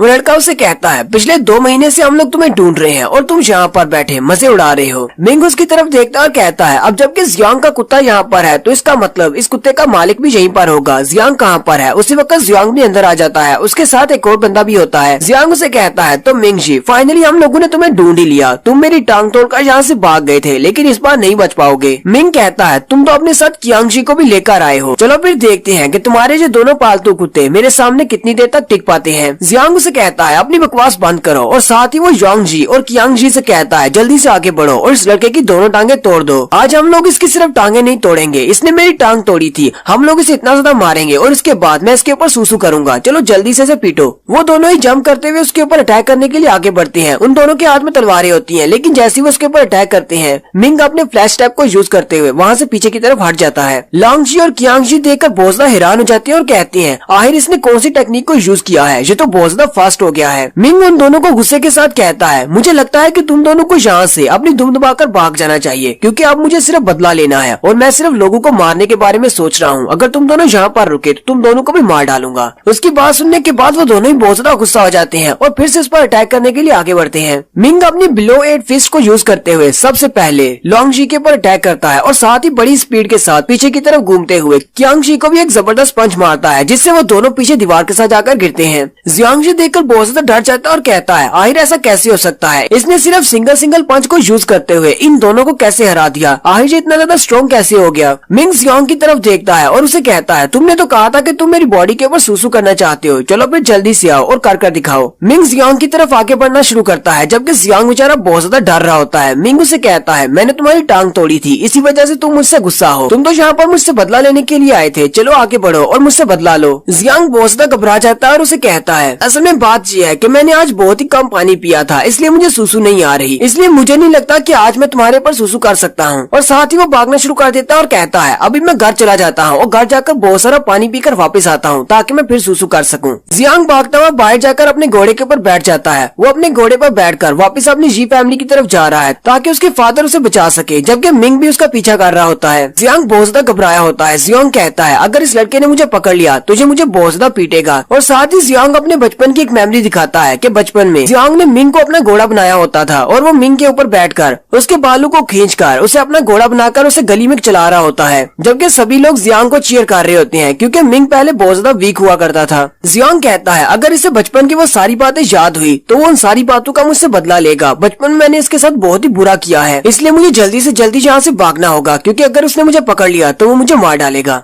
जियांग अपने घोड़े पर आगे की तरफ भाग रहा होता है, जबकि मिंग भी उसके पीछे पीछे पैदल ही भाग रहा होता है। देखने वाले भी देखकर हैरान हो जाते हैं और कहते हैं ये लड़का एक घोड़े का पीछा कैसे कर सकता है, ये लड़का तो वाकई में घोड़े से भी ज्यादा तेज है। मिंग बड़ी स्पीड के साथ भाग रहा होता है, वो उसके बहुत ज्यादा करीब पहुंच जाता है और जैसे ही अपने पंजे से उस पर अटैक करने लगता है उसी वक्त सामने से आवाज आती है। कोई जियांग से कहता है नेफ्यू तुम यहाँ पर क्या कर रहे हो, इतनी जल्दी में कहाँ पर जा रहे हो। मिंग भी वहीं पर रुक जाता है, जबकि जियांग अपने घोड़े से नीचे गिर जाता है और वो जैसे ही वहाँ पर अंकल वू को देखता है वो भागता हुआ उसके पीछे जाकर छुप जाता है और कहता है अंकल वू प्लीज मुझे इस लड़के से बचा ले, ये लड़का पागल हो गया है। अंकल वू उसे कहते हैं ये तो तुम्हारा कजिन है, फिर ये तुम्हारा पीछा क्यों कर रहा है। जबकि मिंग भी उसकी तरफ देखता है और कहता है अंकल वू ये तो हानियों का बाप है, ये यहाँ पर क्या कर रहा है। मिंग उनके सामने हाथ बांधते हुए रिस्पेक्ट देते हुए कहता है अंकल वू मैं हूँ, मेरा नाम मिंग जी है, आप मुझे अच्छी तरह से जानते हैं। अंकल वू मिंग से कहते हैं मिंग ये तुम्हारा कजिन है, फिर तुम इसके पीछे क्यों लगे हुए, तुम इस पर अटैक क्यों करने वाले थे। जबकि अंदर से अंकल वू यही सोच रहे होते हैं मुझे तो लगा था कि ये लड़का बहुत ज्यादा वीक है क्योंकि जी फैमिली वाले इसे खाना भी खाने को नहीं देते, लेकिन अब जब मैं इसको देख रहा हूँ तो मुझे पता चल रहा है कि ये अपनी डिसाइपल ग्रेड की 5th लेवल पर है और ये पहले से बहुत ज्यादा स्ट्रॉन्ग हो चुका है। मिंग अंकल वू से कहता है अंकल वू ये मेरा मसला है, आपको मेरे मसले में नहीं पड़ना चाहिए, इस लड़के के साथ मेरा एक हिसाब है जो मुझे चुकाना है। अंकल वू के साथ खड़ा एक बंदा आगे बढ़ता है और कहता है तुम्हारी हिम्मत कैसे हुई हमारे मास्टर के साथ इस तरह बात करने की, मैं तुम्हें अभी सबक सिखाता हूँ। बिबिंग मिंग से कहती है मास्टर हमें इसके साथ पंगा नहीं लेना चाहिए, ये डिसाइपल ग्रेड के 10th लेवल पर है, यानी कि आपसे काफी ज्यादा स्ट्रॉन्ग है और इसके साथ और भी जो लोग खड़े हैं वो भी काफी ज्यादा स्ट्रॉन्ग है, आप इन सब के साथ एक साथ फाइट नहीं कर पाएंगे। मिंग बिबिंग की बात सुनने के बाद पीछे की तरफ मुड़ जाता है और कहता है अंकल वू आपके लिए मैं इसको इस बार छोड़ देता हूँ, लेकिन अगली बार इसको मैं नहीं छोड़ूंगा।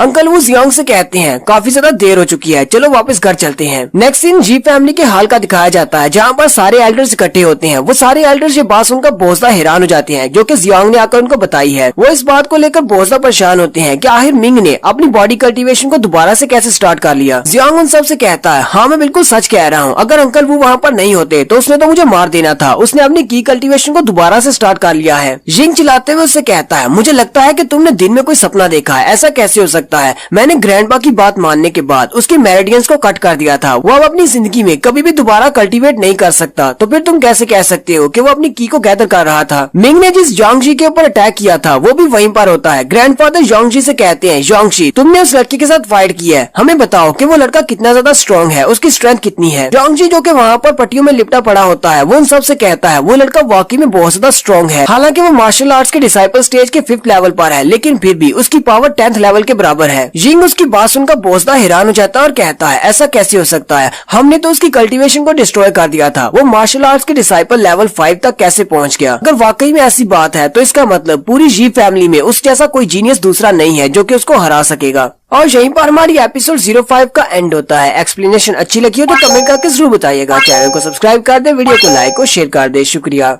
हेलो गाइस, कैसे हैं आप सब लोग। रिवेंज सीकर की एपिसोड 6 के साथ हाजिर हूँ। अगर अभी तक किसी ने मेरे चैनल को सब्सक्राइब नहीं किया हुआ तो चैनल को सब्सक्राइब कर दे, वीडियो को लाइक और शेयर कर दे। शुक्रिया। तो लास्ट एपिसोड के एंड पे हमने देखा था जियांग वापस आकर फैमिली हेड्स को इस बारे में बताता है कि मिंग बहुत ज्यादा स्ट्रॉन्ग हो चुका है, अब तो वो अपनी की पावर को भी यूज कर सकता है। सभी लोग उसकी बात सुनकर बहुत ज्यादा हैरान हो जाते हैं। ग्रैंडफादर कहते हैं अगर वो लड़का वाकई में ग्रेड 9 के डिसाइपल 5th लेवल पर पहुंच चुका है तो वो लड़का काफी ज्यादा स्ट्रॉन्ग है। हमारे यहाँ पर जी फैमिली में ऐसा कोई भी नहीं है जो उसको हरा सके। मुझे लगता है कि मुझे उसे मारने के लिए और कोई तरीका ढूंढना पड़ेगा। ग्रैंडफादर कहते हैं बहुत ही जल्दी यहाँ पर मार्शल आर्ट्स का कंपटीशन होने वाला है, मैं नहीं चाहता कि मिंग इस मार्शल आर्ट्स के कंपटीशन में हिस्सा ले, कहीं ऐसा ना हो कि वो इस मार्शल आर्ट्स के कंपटीशन को जीतकर रेड सन सेक्टर में डिसाइपल के तौर पर चला जाए। यहीं पर ग्रैंडफादर के कजन ब्रदर भी खड़े होते हैं। वो उसे कहते हैं अगर तुम वाकई में मिंग को मरवाना चाहते हो तो हमें नहीं लगता कि जी फैमिली में से किसी को ये करना चाहिए। मेरे पास कोई ऐसा है जो कि ये काम बहुत ही अच्छे से कर सकता है और वो जी फैमिली से भी नहीं है। तुम इस काम का जिम्मा मुझे दे दो, मैं तुम्हें यकीन दिलाता हूँ वो कल तक जिंदा नहीं रहेगा। नेक्स्ट सीन मिंग का दिखाते हैं जो कि एक होटल के रूम में बैठा अपनी बॉडी को कल्टीवेट कर रहा होता है। मिंग सोच रहा होता है अभी तक तो जियांग ने वापस जाकर सारे फैमिली हेड्स को इस बारे में बता दिया होगा कि मैं वापस आ चुका हूँ और मेरी कल्टीवेशन भी वापस आ चुकी है, लेकिन अब जबकि मैंने उनके खिलाफ एक जंग का ऐलान कर दिया है तो मुझे उन सबसे फाइट करना ही पड़ेगी। अब डरने की क्या जरूरत है। मिंग वहीं पर बैठा कल्टीवेट कर रहा होता है कि उसी वक्त उसे अपनी खिड़की में एक साया नजर आता है। वो उसे देखकर बहुत ज्यादा हैरान हो जाता है और जल्दी से अपनी खिड़की खोलकर उसके पीछे लग जाता जाता है। वो बंदा जो भी होता है वो घरों के ऊपर से छलांगे लगाता हुआ वहाँ से भागना शुरू कर देता है। मिंग पहले तो उसे रुकने का कहता है, लेकिन साथ ही वो भी उसका पीछा करना स्टार्ट करता है। मिंग कहता है, मुझे लगता है कि जी फैमिली वालों ने यहाँ पर भेजा होगा मुझ पर नजर रखने के लिए। जी फैमिली में ऐसा कोई भी वॉरियर नहीं है जो कि मेरा मुकाबला कर सके।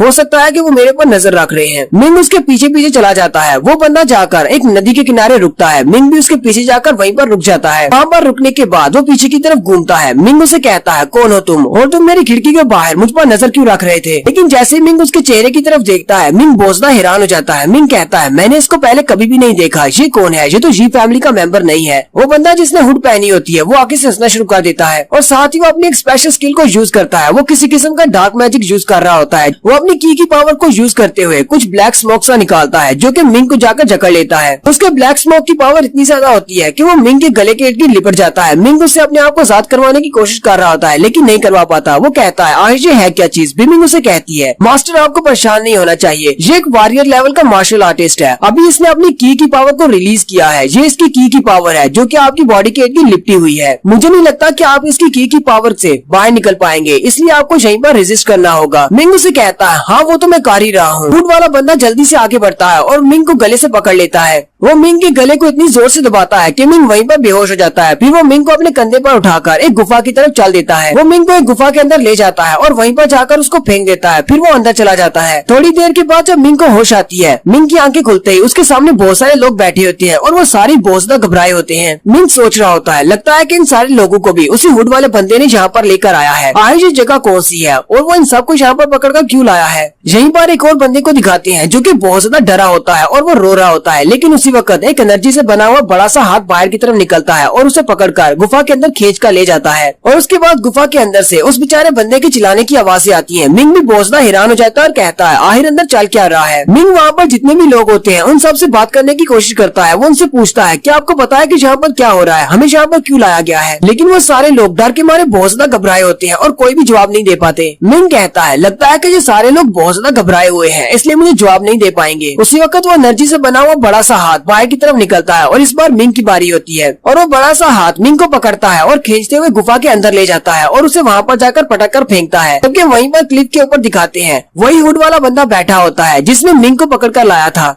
वो हुड वाला बंदा काफी ज्यादा खुश होता है और मिंग से कहता है, तुम्हारी एनर्जी काफी ज्यादा अच्छी है, मुझे लगता है कि आज मुझे बहुत ही ज्यादा मजा आने वाला है। मिंग उससे पूछता है, तुम कौन हो और तुम मुझे यहाँ पर क्यों लेकर आए हो? वो बंदा उसे कहता है, मुझे ये देखकर बहुत ज्यादा हैरानी हो रही है कि तुम मुझे देखकर अभी तक डरे नहीं। बाकी के लोग तो मुझे इस तरह देखकर अपनी पैंट्स को भी गीला कर देते हैं, लेकिन तुम लड़के तुम तो वाकई में बहुत ज्यादा बहादुर हो। चलो फिर ठीक है, मैं तुम्हारे सवाल का जवाब दे देता हूँ कि मैं कौन हूँ और मैं तुम्हें यहाँ पर क्यों लेकर आया हूँ। मैं ब्लैक विंड सेक्टर का हेड हूँ। हमारे सेक्टर के ऊपर दुश्मन ने अटैक किया था और हमारे सारे लोग मारे गए। मेरी सारी के सारे लोग जितने भी लोग थे वो सब मारे गए। मैं वहाँ से भाग आया, हालांकि मैं बहुत ज्यादा जख्मी भी था। मुझे अपनी बॉडी को हील करने के लिए और अपनी की पावर को रिस्टोर करने के लिए बहुत सारी एनर्जी की जरूरत थी और मेरे पास एक स्पेशल स्किल था जिसे मैं यूज करके अपनी की पावर को दोबारा से इंक्रीज कर सकता था। और वो स्पेशल स्किल दूसरे लोगों से उनकी की पावर को एब्जॉर्ब करना था। मैं दूसरे लोगों को मारने के बाद उनकी की पावर को चोरी कर सकता हूँ। मैंने अभी तक बहुत सारे लोगों को मारा है ताकि मैं अपनी की पावर को बढ़ा सकूँ। तुम मुझे एक डेविल कल्टिवेटर भी कह सकते हो। और रही बात तुम्हें पकड़कर लाने की, तो कुछ दिन पहले जी फैमिली के एक एल्डर से मिला था। जी फैमिली के मेरे ऊपर बहुत सारे एहसान है, इसलिए मैं उनके एहसान का बदला चुका रहा हूँ। मिंग सोच रहा होता है, ये बंदा तो बहुत ज्यादा स्ट्रॉन्ग है क्योंकि ये एक वॉरियर लेवल का है, मैं इसके साथ फाइट नहीं कर पाऊंगा। अब मैं यहाँ पर क्या करूँ, मैं इससे कैसे बच सकता हूँ? मिंग उसे कहती है, मास्टर आपको परेशान होने की जरूरत नहीं है। जब ये आपकी बॉडी से आपकी की पावर को एब्जॉर्ब करने लगेगा तब मैं इसको कंट्रोल में कर लूंगी, आप टेंशन न लें। वो बंदा उसे कहता है, चलो ठीक है। अब हमारी बातें खत्म हुई और साथ ही वो अपनी पावर्स को यूज करते हुए उसे खींचकर अपने पास ले आता है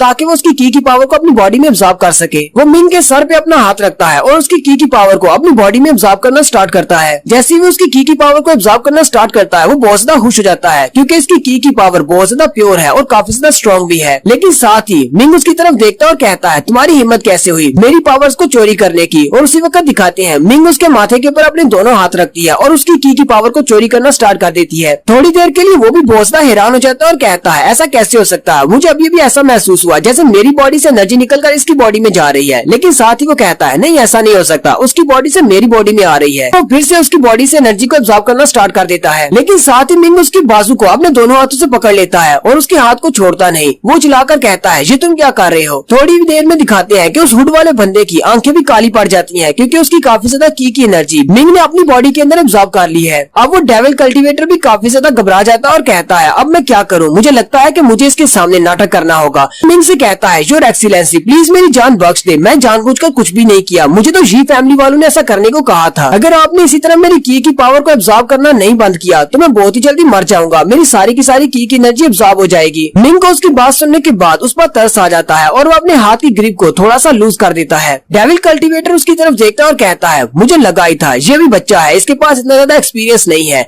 मेरी बातें सुनते ही ये मेरी बातों में आ गया और इसने अपनी ग्रिप को थोड़ा सा लूज कर दिया है, बस थोड़ा सा और नाटक करना है। साथ ही वो अपने घुटने टेक देता है और नौटंकी स्टार्ट करते हुए कहता है मास्टर जरा मेरी तरफ देखो, मैं तुम्हारे लेवल का नहीं हूँ, मैं तुमसे फाइट करने के लायक भी नहीं हूँ, प्लीज मेरी जान बख्श दो, जी मारकर तुम्हें कुछ भी नहीं मिलेगा। जबकि अंदर से वो सोच रहा होता है जैसे ये मेरा हाथ छोड़ेगा उसके बाद मैं इसे अच्छा सबक सिखाऊंगा, मैं इसे नहीं छोड़ने वाला, इसकी हिम्मत कैसे हुई मेरे साथ ऐसा करने की। मिंग उसकी बातें सुनने के बाद अपने हाथ की ग्रिप को थोड़ा सा और लूज कर देता है, जबकि वो अंदर से बहुत ज्यादा खुश हो रहा होता है। ये लड़का मेरी बातों में आ रहा है और बहुत ही जल्दी ये मेरे बाजू को छोड़ देगा। मिंग उसे कहती है मास्टर ये तुम क्या कर रही हो, तुम इसे छोड़ क्यों रहे हो। मिंग उसे कहता है मुझे लगता है कि इसके साथ बहुत ही गलत हुआ है, हम इसे एक सेकंड चांस देकर देखते हैं। मिंग उसे कहती है मास्टर मुझे आप कोई बेवकूफ लगती है, जब इसने आपको पकड़ा था तब इसने आपको कोई सेकंड चॉइस नहीं दी, अगर मैं यहाँ पर नहीं होती तो अब तक तो आप मर चुके होते, और ना ही उस भिखारी ने आपको कोई सेकंड चांस दिया था, उसने भी आप पर अटैक करके आपकी बॉडी आपसे छीन ली थी। क्या आप बहुत बड़े बेवकूफ हैं, लोगों की बातों में आसानी से आ जाते हैं। ये फैमिली वालों ने हमेशा आपकी इंसल्ट की है, कभी भी आपको अपनी फैमिली का हिस्सा नहीं माना, उन्हीं की वजह से आपको जंगलों में जाकर रहना पड़ रहा है, कभी भी आप लोगों को सेकंड चांस देने के बारे में सोच रहे हैं। मिंग उसकी बातें सुनने के बाद बहुत ज्यादा गुस्सा हो जाता है और कहता है बिमिंग तुम बिल्कुल ठीक कह रही हो, कभी किसी ने मुझे सेकंड चांस नहीं दिया, मैं भी इसको नहीं दूंगा। और साथ ही वो अपने हाथों की ग्रिप को और भी ज्यादा टाइट कर लेता है। जैसे ही वो अपने हाथों की ग्रिप को और भी ज्यादा टाइट करता है उसकी बॉडी के अंदर जितनी भी की पावर होती है, उसने जितने भी लोगों से एब्जॉर्ब की होती है, वो सारी की सारी पावर मिंग अपनी बॉडी में एब्जॉर्ब कर लेता है। और वो डेविल कल्टीवेटर चिल्लाता हुआ वहीं पर नीचे गिर जाता है, यानी कि उसकी बॉडी बिल्कुल सूख जाती है, उसकी सारी की सारी कल्टीवेशन मिंग ने एब्जॉर्ब कर ली है। बिमिंग उस इवल कल्टीवेटर के पास से एक थैली निकाल कर लाती है और कहती है मास्टर इसके पास एक ग्रैब बैग है, मुझे लगता है कि इसने लोगों से इस सारे माल को चोरी किया है, इसके अंदर बहुत कुछ हो सकता है। मिंग जल्दी से उस बैग को खाली करता है तो उसके अंदर से बहुत सारे गोल्ड कॉइन्स और बहुत सारे स्पिरिचुअल स्टोन्स निकलते हैं। मिंग ये देखकर बहुत ज्यादा हैरान हो जाता है और कहता है लगता है ये इवल कल्टीवेटर बहुत ज्यादा अमीर होगा, इसके पास तो बहुत कुछ है। उनमें से एक गोल से एनर्जी बॉल को उठाता है और कहता है बिमिंग तुम्हें पता है कि ये क्या चीज है, मैंने इसको पहले कभी नहीं देखा। बिमिंग उसे कहती है ये एक फर्स्ट ग्रेड का स्पिरिचुअल स्टोन है, इसके अंदर बहुत सारी स्पिरिचुअल एनर्जी है, अगर तुम इसे मार्केट में बेचोगे तो ये अकेला स्पिरिचुअल स्टोन 100 किलोग्राम गोल्ड के बराबर है। ये बात सुनते ही मिंग की आंखें भी चमकना शुरू हो जाती है और मिंग कहता है अब तो मैं बहुत ज्यादा अमीर हो चुका हूँ, मेरे हाथ में बहुत सारे स्पिरिचुअल स्टोन्स लग गए हैं। और वो जल्दी से उस सारे माल को उठाकर वापस से बैग में डालना स्टार्ट कर देता है। मिंग बिमिंग से पूछता है उस इवल कल्टीवेटर ने तुम्हारे बारे में कोई बात क्यों नहीं की, कहीं ऐसा तो नहीं कि तुम उसको दिखाई नहीं देती, तुम सिर्फ मुझे दिखाई देती हो। बिमिंग उसे कहती है हाँ मैं सिर्फ तुम्हें दिखाई देती हूँ क्योंकि तुमने जो डिवाइन क्लॉक पहना हुआ है मैं उसके साथ जुड़ी हुई हूँ, जब तक तुम उस डिवाइन क्लॉक को पहने रखोगे मैं तुम्हारी बॉडी के साथ जुड़ी रहूंगी और मैं किसी को भी दिखाई नहीं दूंगी। मैं तुम्हारी बॉडी के अलावा किसी की बॉडी को टच नहीं कर सकती जब तक कि तुम किसी दूसरे बंदे की बॉडी को टच नहीं करते। तुमने उसके बाजू को पकड़ा हुआ था, इसी वजह से मैं उसके माथे पर अपना हाथ रख पाई और उसकी एनर्जी को एब्जॉर्ब कर पाई। और साथ ही बिमिंग मिंग से कहती है लेकिन एक बात हमेशा याद रखना,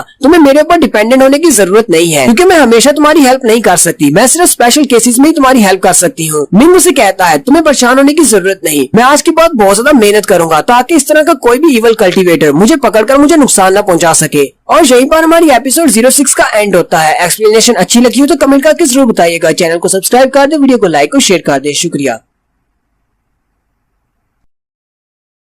हेलो गाइस, कैसे हैं आप सब लोग। रिवेंज सीकर की एपिसोड 07 के साथ हाजिर हूँ। तो एपिसोड 7 की शुरुआत में मार्शल आर्ट कंपटीशन वाले दिन का सीन होता है। ये मार्शल आर्ट्स वाला कंपटीशन जी फैमिली के बैकग्राउंड में होने वाला है, जहाँ पर अरीना सजा होता है और सारे के सारे मास्टर्स वहीं पर आसपास बैठे होते हैं इस कंपटीशन को देखने के लिए। इसके अलावा वहाँ पर बहुत सारी जनता आई होती है इस कंपटीशन को देखने के लिए, जबकि जी फैमिली के सारे एल्डर ऊपर एक ऊंची जगह पर बैठकर इस कंपटीशन को देख रहे हैं। और इस मार्शल आर्ट्स के कंपटीशन के रूल्स के मुताबिक जो भी इस मार्शल आर्ट्स के कंपटीशन को जीतेगा उसे रेड सन सेक्टर को ज्वाइन करने का मौका मिलेगा वो रेड सन सेक्टर का आउटर डिसाइपल बन सकता है। ग्रैंडपा अपने उस कजन ब्रदर से कहते हैं, हमारी फैमिली में मेरे दो पोते बहुत ज्यादा जीनियस हैं। यिंग और जियांग दोनों में इतनी ज्यादा कैपेबिलिटीज हैं कि वो रेड सन सेक्टर के आउटर डिसाइपल बन सकते हैं। ग्रैंडफादर के जो कजन ब्रदर हैं उनका अपना भी एक बेटा है जिसका नाम जेन जियांग है। ये जेन जियांग रेड सन सेक्टर का इनर डिसाइपल है, जबकि इस कंपटीशन को जीतने वाला जो भी इस कंपटीशन को जीतेगा वो आउटर डिसाइपल बनेगा। कजन ब्रदर अपने भाई से कहते हैं, हमारी फैमिली से टोटल 13 आउटर डिसाइपल्स हैं, जबकि एक इनर डिसाइपल है। अगर हमें इस बार एक और इनर डिसाइपल मिल जाता है तो हमारा रेड सन सेक्टर में हाथ और भी ज्यादा मजबूत हो जाएगा। ग्रैंडफादर उसे कहते हैं, हम लोग वो फैमिली से काफी ज्यादा पीछे हैं। हालांकि हानियो वो भी एक सेक्टर की आउटर डिसाइपल है। अंकल वो भी उसके पास ही खड़े होते हैं। वो ग्रैंडफादर से कहते हैं, अंकल वेंशन, आप तो बस ऐसे ही हमारी तारीफ किए जा रहे हैं। मेरी बेटी में इतना कुछ खास नहीं है, ये तो बस इसकी किस्मत अच्छी थी जो ये रेड सन सेक्टर की एक आउटर डिसाइपल बन सकी है। और यहीं पर इस कंपटीशन को जज करने के लिए रेड सन सेक्टर से भी 2 डिसाइपल आने वाले हैं। बस सारे टूर्नामेंट को जज करेंगे, जो भी डिसाइपल जीतेगा उसको एक टोकन देकर जाएंगे। जैसे वो लोग वहाँ पर आते हैं वो सारे लोग उठकर खड़े हो जाते हैं। वो दोनों डिसाइपल वहाँ पर आते हैं और सबसे कहते हैं, आप सब लोगों को इतना ज्यादा करने की जरूरत नहीं है, बस अपनी जगह पर बैठ जाएं। हम लोग यहाँ पर ज्यादा देर तक नहीं रुकेंगे, जल्दी से इस टूर्नामेंट को स्टार्ट करें ताकि हम लोग इसको जज करने के बाद यहाँ से जा सके। हमें एक बहुत ही जरूरी काम करने के लिए वापस जाना है। मास्टर वेंशेंग उन सबसे कहते हैं, चलें ठीक है, हम लोग अभी इस टूर्नामेंट को स्टार्ट करवा देते हैं। लेकिन साथ में भीड़ में से शोर की आवाज आनी शुरू हो जाती है। वो सारे लोग उस तरफ देखते हैं। मास्टर वेंशेंग कहते हैं, आखिर वहाँ पर क्या हो रहा है? वो सारे लोग कह रहे होते हैं, ये जीनियस मिंग यहाँ पर क्या कर रहा है? ये तो एक लूजर है, इसे यहाँ पर किसने आने दिया? मास्टर वेंशेंग अपने एक बंदे से पूछते हैं, वहाँ पर नीचे क्या हो रहा है? वो लड़का उनसे कहता है, मिंग यहाँ पर आया है, वो भी इस टूर्नामेंट में हिस्सा लेना चाहता है। ग्रैंडपा उसकी बात सुनकर बहुत ज्यादा हैरान हो जाते हैं। उसी वक्त मिंग को दिखाते हैं। मिंग सारी भीड़ में से बड़ी शान के साथ चलता हुआ टूर्नामेंट अरीना की तरफ आ रहा होता है। ग्रैंडपा अपने कजिन की तरफ देखते हैं और कहते हैं, तो ये तुमने इसको मारा है? मैंने तुम्हें एक मिशन दिया था लेकिन तुमने उस मिशन को फेल कर दिया, तुम तो किसी काम के नहीं निकले। उसका भाई उसे कहता है, मैंने ये मिशन एक बहुत ही काबिल वॉरियर को दिया था, वो एक ईवल कल्टीवेटर था। मुझे तो लगा था कि वो इसको मार पाएगा, मुझे तो लगा था कि वो इस काम को पूरा कर लेगा।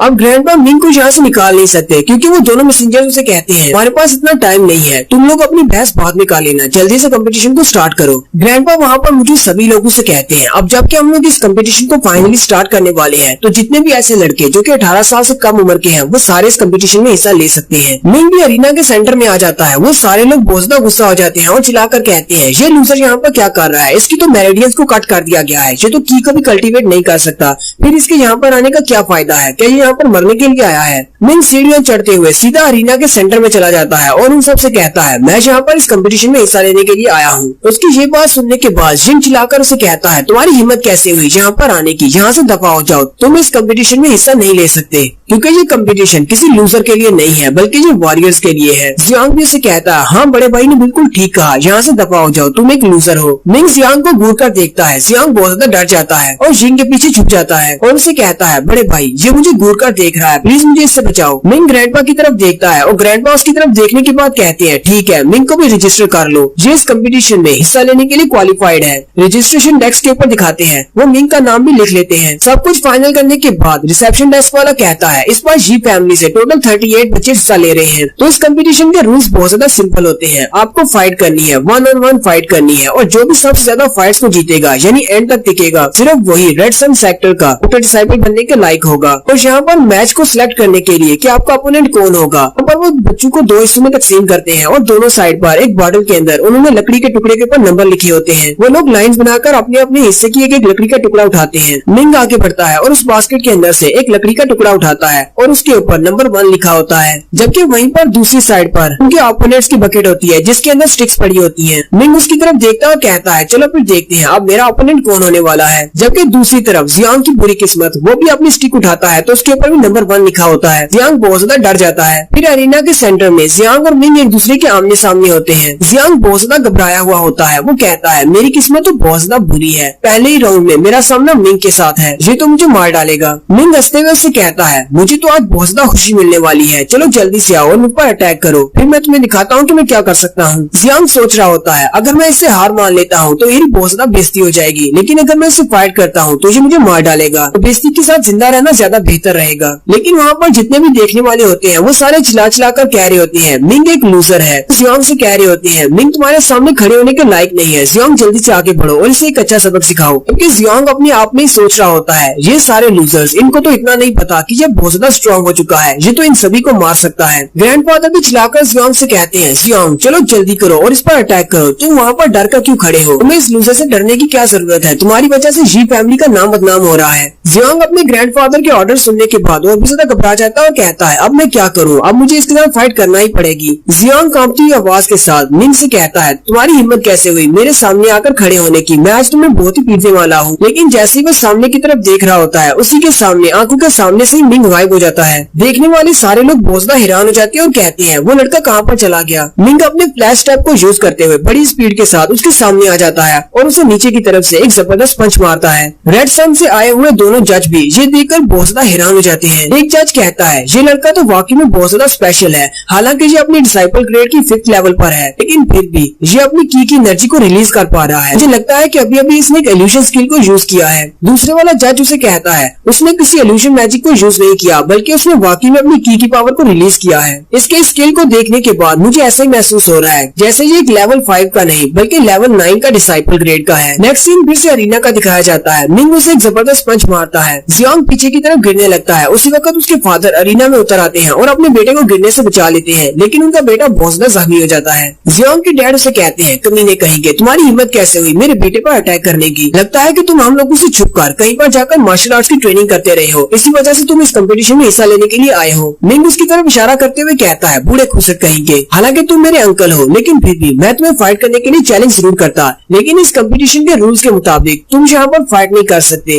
लेकिन अगर तुम अपने आप को इतना बड़ा बेशरम साबित करो और कहो कि तुम 18 साल से कम उम्र के हो तो फिर मैं तुम्हारे साथ फाइट करने को तैयार हूँ। जियोंग के डैड भी ये बात सुनकर काफी ज्यादा गुस्सा हो जाते हैं, जबकि देखने वाले बहुत ज्यादा हैरान होते हैं और कहते हैं ऐसा कैसे हो सकता है, मिंग तो वाकई में एक जीनियस बन गया है, इसने सिर्फ एक ही पंच को यूज करते हुए जियोंग को हरा दिया। ग्रैंडफादर जिंग से कहते हैं तुम्हें इस लड़के को हराना ही होगा, अब ये हमारी फैमिली की इज्जत का सवाल है। ग्रैंडफादर अपने पास से एक छोटी बॉटल निकालते हैं जिसके ऊपर रेज लिखा होता है। ग्रैंडफादर उसे कहते हैं तुम्हें रेड सन सेक्टर का आउटर डिसाइपल बनना ही होगा, इसके लिए तुम्हें सारी कुर्बानियां देनी होंगी। उस बॉटल के अंदर एक रेज पिल होती है। जिंग अपने ग्रैंडफादर से कहता है लेकिन ये तो एक रेज पिल है, रेज पिल को खाने से मेरी की पावर ट्रिपल हो जाएगी और मैं बहुत ज्यादा स्ट्रॉन्ग बन जाऊंगा, लेकिन इसका एक साइड इफेक्ट है, 15 मिनट के बाद मेरी सारी की सारी मेरिडियंस कट हो जाएंगी और मैं जिंदगी में कभी भी दोबारा कल्टीवेट नहीं कर पाऊंगा। इस तरह तो मैं बिल्कुल एक लूजर बन जाऊंगा, बिल्कुल मिंग की तरह। ग्रैंडफादर उसे कहते हैं मुझे इस बात से फर्क नहीं पड़ता, जल्दी से इस रेज पिल को खाओ और जाकर उस लड़के को डिस्ट्रॉय कर दो। जिंग आगे बढ़ता है और ग्रैंडफादर के हाथ से उस बॉटल को ले लेता है और कहता है ठीक है, जैसा आपने कहा है मैं वैसे ही करूंगा। जिंग अब काफी ज्यादा गुस्से में होता है और वो मिंग की तरफ देखकर कहता है तुम्हारी वजह से ग्रैंडफादर ने मुझे फोर्स किया है इस पिल को खाने के लिए, हालांकि इस पिल को खाने के बाद मैं डिसेबल हो जाऊंगा, लेकिन मैं तुम्हें नहीं छोड़ूंगा, आज मैं तुम्हें मार डालूंगा। हानियों के डैड भी ये देखकर बहुत ज्यादा हैरान होते हैं और कहते हैं मुझे नहीं लगा था कि मिंग इतना ज्यादा टैलेंटेड लड़का है। हानियों के डैड अपनी बेटी की तरफ देखते हैं, वो भी उनसे कहती है मुझे तो यकीन नहीं हो रहा कि ये मिंग है, मिंग इतना ज्यादा स्ट्रॉन्ग कैसे हो सकता है। हानियों भी काफी ज्यादा गुस्सा हो जाती है और कहती है मुझे इस लड़के के साथ शादी नहीं करनी, अगर मैं शादी करूंगी तो ज़ीशेंग के साथ करने को तैयार हूँ जो कि मिंग के अंकल हैं, लेकिन वो 4 साल पहले फैमिली को छोड़कर एक सेक्टर के आउटर डिसाइपल बनने के लिए चले गए थे। हानियों के डैड से कहते हैं बेटा तुम्हें क्या लगता है, तुम्हें जो इतना ज्यादा वीक लग रहा है, लेकिन ये इतना भी वीक नहीं है, मुझे तो ये लड़का ज़ीशेंग से जरा भी वीक नहीं लगता। हानियों अपने डैड से कहती है नहीं डैड, ये एक लूजर है, मुझे अच्छी तरह से पता है, मुझे इसके साथ शादी नहीं करनी, मैंने आपको पहले से बता दिया है, ये कभी भी ज़ीशेंग से आगे नहीं निकल सकता। हानियों उन दोनों जजेस की तरफ देखती है और कहती है ये लड़का रेड सन सेक्टर को ज्वाइन करने के सपने देख रहा है, मुझे इसके सपने को पूरा नहीं होने देना। वो कंपटीशन अभी चल रहा होता है, फिर सेकंड राउंड की बारी आती है, बहुत सारे कंपटीटर आपस में फाइट कर रहे होते हैं, जबकि मिंग भी अपनी बारी का इंतजार कर रहा होता है। उन दोनों जजेस की नजर मिंग के ऊपर होती है। एक जज दूसरे को कहता है ब्रदर हांग तुम्हें क्या लगता है, ये लड़का वाकई में बहुत ज्यादा पोटेंशियल रखता है, क्या तुम्हें लगता है कि ये लड़का इस टूर्नामेंट को जीत पाएगा। हांग उसे कहता है हाँ मुझे लगता है ये लड़का काफी ज्यादा टैलेंटेड है, ये इस टूर्नामेंट को जीत सकता है। जबकि हानियों भी वहीं पर उन दोनों के पास आ जाती है और अपने चार्म्स को यूज करते हुए उन दोनों को बहलाने की कोशिश करती है। वो उन दोनों से कहती है मेरा नाम हानियो वू है। ब्रदर हांग उसे कहता है तुम यहाँ पर क्यों आई हो। वो उन दोनों से कहती है जी फैमिली वाले और हमारी वू फैमिली वाले आपस में पार्टनर्स हैं, मैं यहाँ पर कंपटीशन को देखने के लिए आई हूँ। ब्रदर हांग उसे कहता है मैंने नोटिस किया है कि तुम इस लड़के को बार बार देख रही हो, क्या तुम इस लड़के को जानती हो। हानियो उनको सारी स्टोरी बता बता देती है कि इसका नाम मिंग है और इसके फादर एक किलर थे। उन्होंने मैपल लीफ सिटी के मास्टर हांग को मारा था, जिसके बाद इसके पेरेंट्स को मार दिया गया। ये भी अपने फादर की तरह बहुत ज्यादा बुरा है। इसने भी अपने क्लैन मेंबर्स के ऊपर अटैक किया और उन्हें बहुत ज्यादा पीटा। ब्रदर हांग उसकी सारी बात सुनने के बाद बहुत ज्यादा गुस्सा आ जाता है और उसे कहता है, अभी भी तुमने क्या कहा? क्या इसने मैपल लीफ सिटी के मास्टर हांग को मारा था? इसका मतलब इसके बाप ने मेरी फैमिली के किसी मेंबर को मारा था। मैं भी हांग फैमिली का मेंबर हूँ। हानि उसकी बात सुनने के बाद अंदर से मुस्कुराना शुरू कर देती है क्योंकि उसकी चाल काम कर रही है। और यहीं पर हमारी एपिसोड 7 का एंड होता है। एक्सप्लेनेशन अच्छी लगी हो तो कमेंट करके जरूर बताइएगा। चैनल को सब्सक्राइब कर दें, वीडियो को लाइक और शेयर कर दें। शुक्रिया।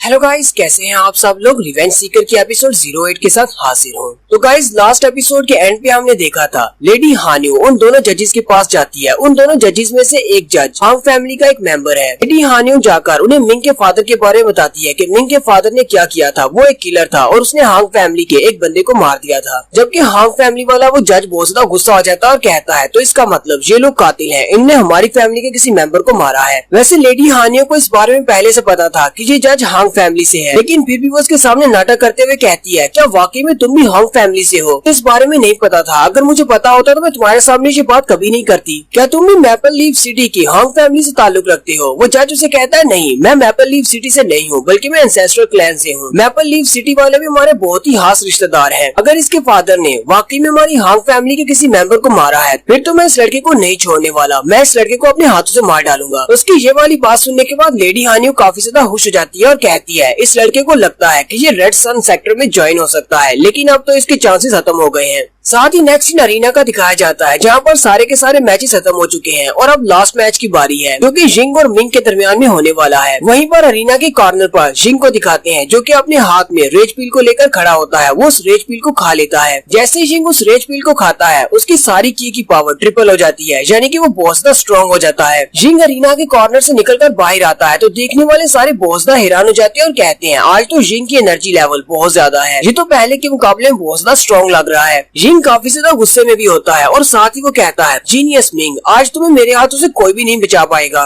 जबकि लेडी हानियो भी उसकी तरफ देखकर जल्दी से ये बात समझ जाती है कि इस लड़के ने रेड पील को खाया है। हांग फैमिली का जज अभी भी मिंग की तारीफ कर रहा होता है और वो कहता है, ये लड़का वाकई में बहुत ज्यादा अच्छा है, इसके पास बहुत सारी पोटेंशियल है। मुझे तो यहाँ तक लगता है कि ये रेड सन सेक्टर का आउटर डिसाइपल तो क्या इनर डिसाइपल भी बन सकता है, और वो भी कोई आम सा इनर डिसाइपल नहीं, बल्कि एक एलीट इनर डिसाइपल बन सकता है। लेकिन मुझे एक बात की समझ नहीं आ रही कि जी फैमिली वाले इसे आगे क्यों नहीं बढ़ने दे रहे। हालांकि इस लड़के में बहुत ज्यादा पोटेंशियल है। जी फैमिली वालों को इस लड़के से क्या प्रॉब्लम है? लेडी हानियो उसकी बात सुनने के बाद बहुत ज्यादा हैरान हो जाती है और कहती है, क्या वाकई में ये लड़का एक एलीट डिसाइपल बनने के लायक है? और साथ ही यहाँ पर हमें एलीट डिसाइपल्स के बारे में बताया जाता है। लेडी हानियो कहती है, रेड सन सेक्टर में 3 तरह के डिसाइपल्स होते हैं। एक आउटर डिसाइपल्स होते हैं जिनके पास बहुत ही कम इख्तियारात होते हैं, और फिर इनर डिसाइपल्स होते हैं जो कि एकेडमी की सारी चीजों को यूज कर सकते हैं, और फिर तीसरे नंबर पर आते हैं एलीट डिसाइपल्स। और ये एलीट डिसाइपल्स इतने ज्यादा स्पेशल होते हैं, यहाँ तक कि रेड सन सेक्टर के सारे एल्डर्स भी उनके साथ बहुत ही अच्छे से पेश आते हैं। इनर डिसाइपल बनने का मतलब है कि तुम्हारी आगे की जिंदगी बहुत ही आरामदायक गुजरने वाली है, तुम्हें कोई भी टेंशन नहीं होगी। लेडी हानियो जज से कहती है, क्या वाकई में इस लड़की के अंदर एक एलीट डिसाइपल बनने की ताकत है? जज हांग उसे कहता है, मैं तो इस लड़के को देखकर ही बता सकता हूँ, क्योंकि मैंने कभी भी गलत इवैल्यूएशन नहीं की। मैंने जब भी कभी किसी के बारे में कोई बात की है वो बिल्कुल सही हुई है, लेकिन इस बात से अब कोई भी फर्क नहीं पड़ता, क्योंकि इस लड़के ने हमारी हांग फैमिली के एक बंदे को मारा है, इसलिए मैं इसे कभी भी यहाँ पर पास नहीं करूंगा। मैं इसे यहीं पर मारने वाला हूँ। जैसे ये टूर्नामेंट खत्म होगा, ये लड़का मेरे हाथों से मारा जाएगा। लेडी हानियो उसकी बात सुनने के बाद बहुत ज्यादा उदास हो जाती है और कहती है, मैंने तो अपने हाथ से एक बहुत ही अच्छा मौका गंवा दिया। मुझे तो पता ही नहीं था कि ये लड़का कितना ज्यादा स्पेशल है। हालांकि ये लड़का जब हम दोनों पैदा हुए थे उसी वक्त हम दोनों की फैमिलीज ने हम दोनों की एंगेजमेंट करवा दी थी और हम दोनों की शादी होने वाली है, लेकिन मैंने इस रिश्ते से इनकार कर दिया। मैंने तो अपनी ही किस्मत को ठोकर मार दी है। जबकि उसके फादर भी उसी की तरफ देख रहे होते हैं और कहते हैं, लगता है कि मेरी बेटी वहाँ पर जाकर कोई जाल बुन रही है। वो इन दोनों जजेस का ध्यान भटका रही है ताकि वो मिंग के बारे में गलत फैसला करें।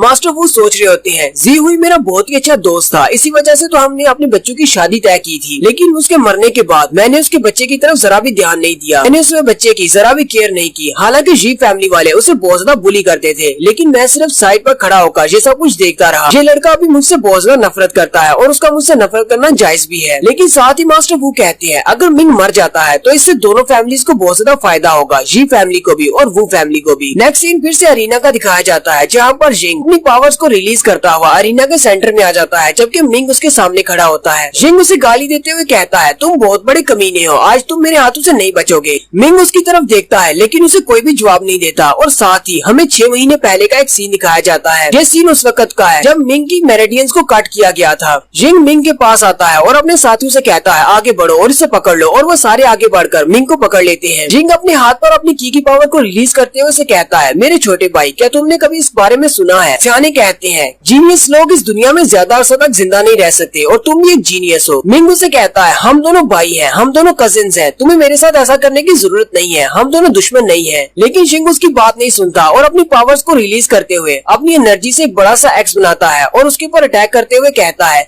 इस बारे में तुम्हें कभी पता नहीं चलेगा, ये तुम्हारी सारी जिंदगी के लिए एक बहुत बड़ा सीक्रेट रहेगा कि मैं तुम्हारे साथ ऐसा क्यों कर रहा हूँ। और यही वो वक्त था जब जिंग ने अपनी एक्स की पावर को यूज करते हुए उसकी मेरिडियंस को कट कर दिया था, जिसके बाद से उसे कल्टीवेशन करने के लिए बहुत ज्यादा मुश्किल का सामना करना पड़ा। हमारी स्टोरी यहीं से फिर से प्रेजेंट में आ जाती है, वहीं पर अरीना के सेंटर में, जहाँ पर मिंग और जिंग एक दूसरे से फाइट करने के लिए आमने सामने हैं। जिंग अपनी पावर्स को यूज करते हुए अपनी एनर्जी की मदद से फिर से बड़ा सा एक्स बना लेता है। जिंग मिंग से कहता है, क्या तुम्हें याद है कि उस दिन मैंने कौन सी टेक्निक को यूज करते हुए तुम्हारी सारी मेरिडियंस को कट किया था? आज फिर से मैं उसी टेक्निक को यूज करने वाला हूँ, लेकिन आज के दिन मेरी स्ट्रेंथ तुमसे बहुत ज्यादा है। मिंग भी काफी ज्यादा गुस्से में होता है और उसे कहता है, मैं उस दिन को कभी भी नहीं भूलूंगा और ना ही उस स्पेशल टेक्निक को जो तुमने मेरे ऊपर यूज की थी। देखने वाली सारी जनता जिंग के नाम के नारे लगा रहे होते हैं और उसे कहते हैं, ब्रदर जिंग, जल्दी से आगे बढ़ो और इस लड़के को मार डालो। इस लड़के ने और इसके बाप ने हमारी फैमिलीज का नाम खराब किया है। जिंग अपनी एनर्जी को रिलीज करते हुए एक बड़ा सा एक्स बना लेता है और उसके स्पेशल मूव का नाम गोस्ट एक्स टू क्रैक होता है और वो अपनी एनर्जी से बने हुए बड़े से एक्स के साथ मिंग के ऊपर अटैक कर देता है। लेकिन अपना अटैक कर लेने के बाद जैसे ही वो सामने की तरफ देखता है तो सामने मिंग नहीं होता,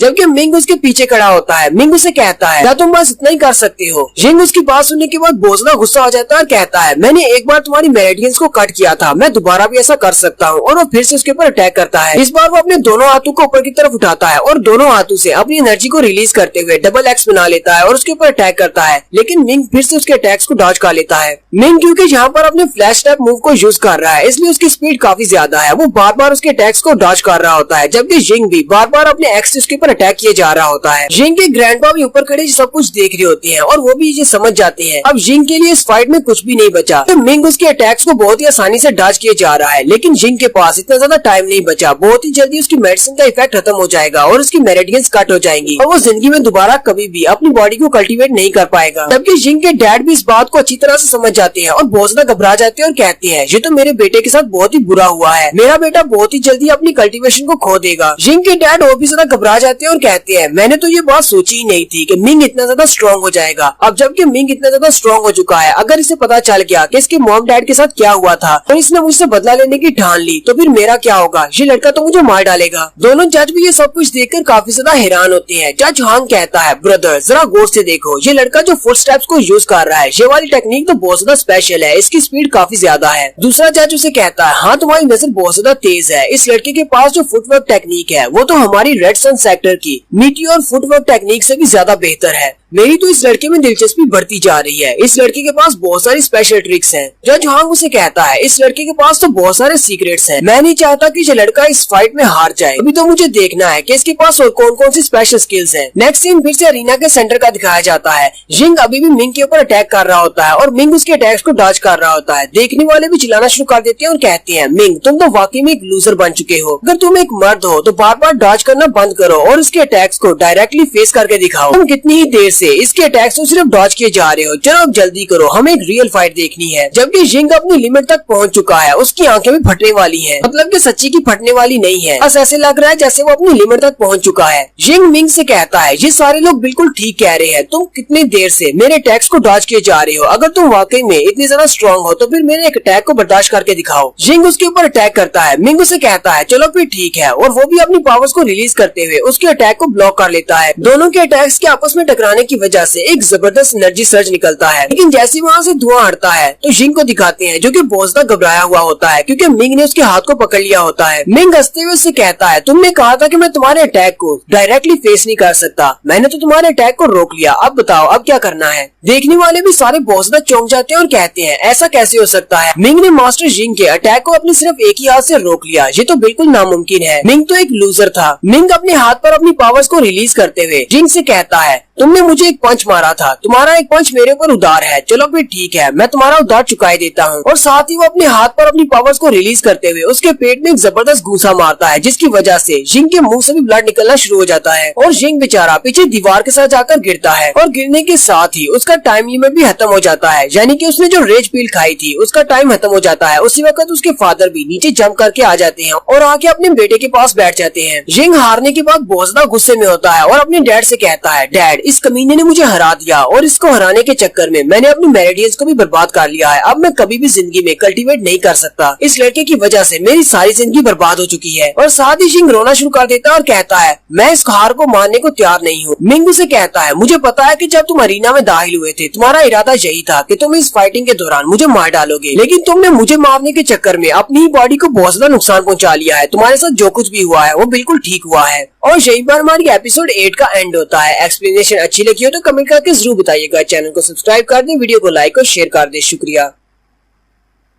हेलो गाइस, कैसे हैं आप सब लोग। रिवेंज सीकर की एपिसोड 09 के साथ हाजिर हूँ। अगर अभी तक किसी ने मेरे चैनल को सब्सक्राइब नहीं किया हो तो चैनल को सब्सक्राइब कर दे, वीडियो को लाइक और शेयर कर दे। तो एपिसोड 8 के एंड पे हमने देखा था मिंग और जिंग के दरमियान में फाइट हो रही होती है और मिंग अपनी स्पेशल टेक्निक को यूज करते हुए जिंग को हरा देता है। जिंग अरीना से बाहर जाकर दीवार के साथ गिरता है और वो बहुत ज्यादा जख्मी हो जाता है और साथ ही रेज पील को खाने की वजह से जब उसका इफेक्ट खत्म हो जाता है उसकी मेरिडियंस उदबाउद कट हो जाती है। अब वो दोबारा कभी कल्टीवेट नहीं कर पाएगा। उसके डैड भी नीचे उतर आते हैं और कहते हैं, लड़के तुम तो बहुत बड़े कमीने हो, तुम बहुत ही जालिम हो, तुमने मेरे बेटे के साथ ऐसा कैसे किया। मिंग उसकी तरफ उंगली करते हुए कहता है, तुम लोग बहुत बड़े कमीने हो, मैं कमीना नहीं हूँ, तुम मुझसे भी बड़े जालिम हो। क्या तुम लोगों को जरा भी तरस नहीं आया था जब तुम लोगों ने मेरे पेरेंट्स को मारा था। और साथ ही मिंग से कहता है, यानी कि जिंग के डैड से कहता है, क्या आजकल में मेरे डैड तुम्हारे सपने में आते हैं। सुनने वाले ये बात सुनकर बहुत ज्यादा हैरान हो जाती है और कहती है, क्या जिंग के डैड ने जी हुई को मारा था, यानी कि मिंग के डैड को मारा था। लेकिन ऐसा कैसे हो सकता है, वो दोनों तो आपस में भाई थे। जिंग के डैड चिल्लाते हुए कहते हैं, कमीने अपनी बकवास बंद करो, तुम्हारे बाप को हांग फैमिली वालों ने मारा था क्योंकि तुम्हारे बाप ने नशे की हालत में मास्टर हांग को मार डाला था, हम लोगों ने तुम्हारे बाप को नहीं मारा।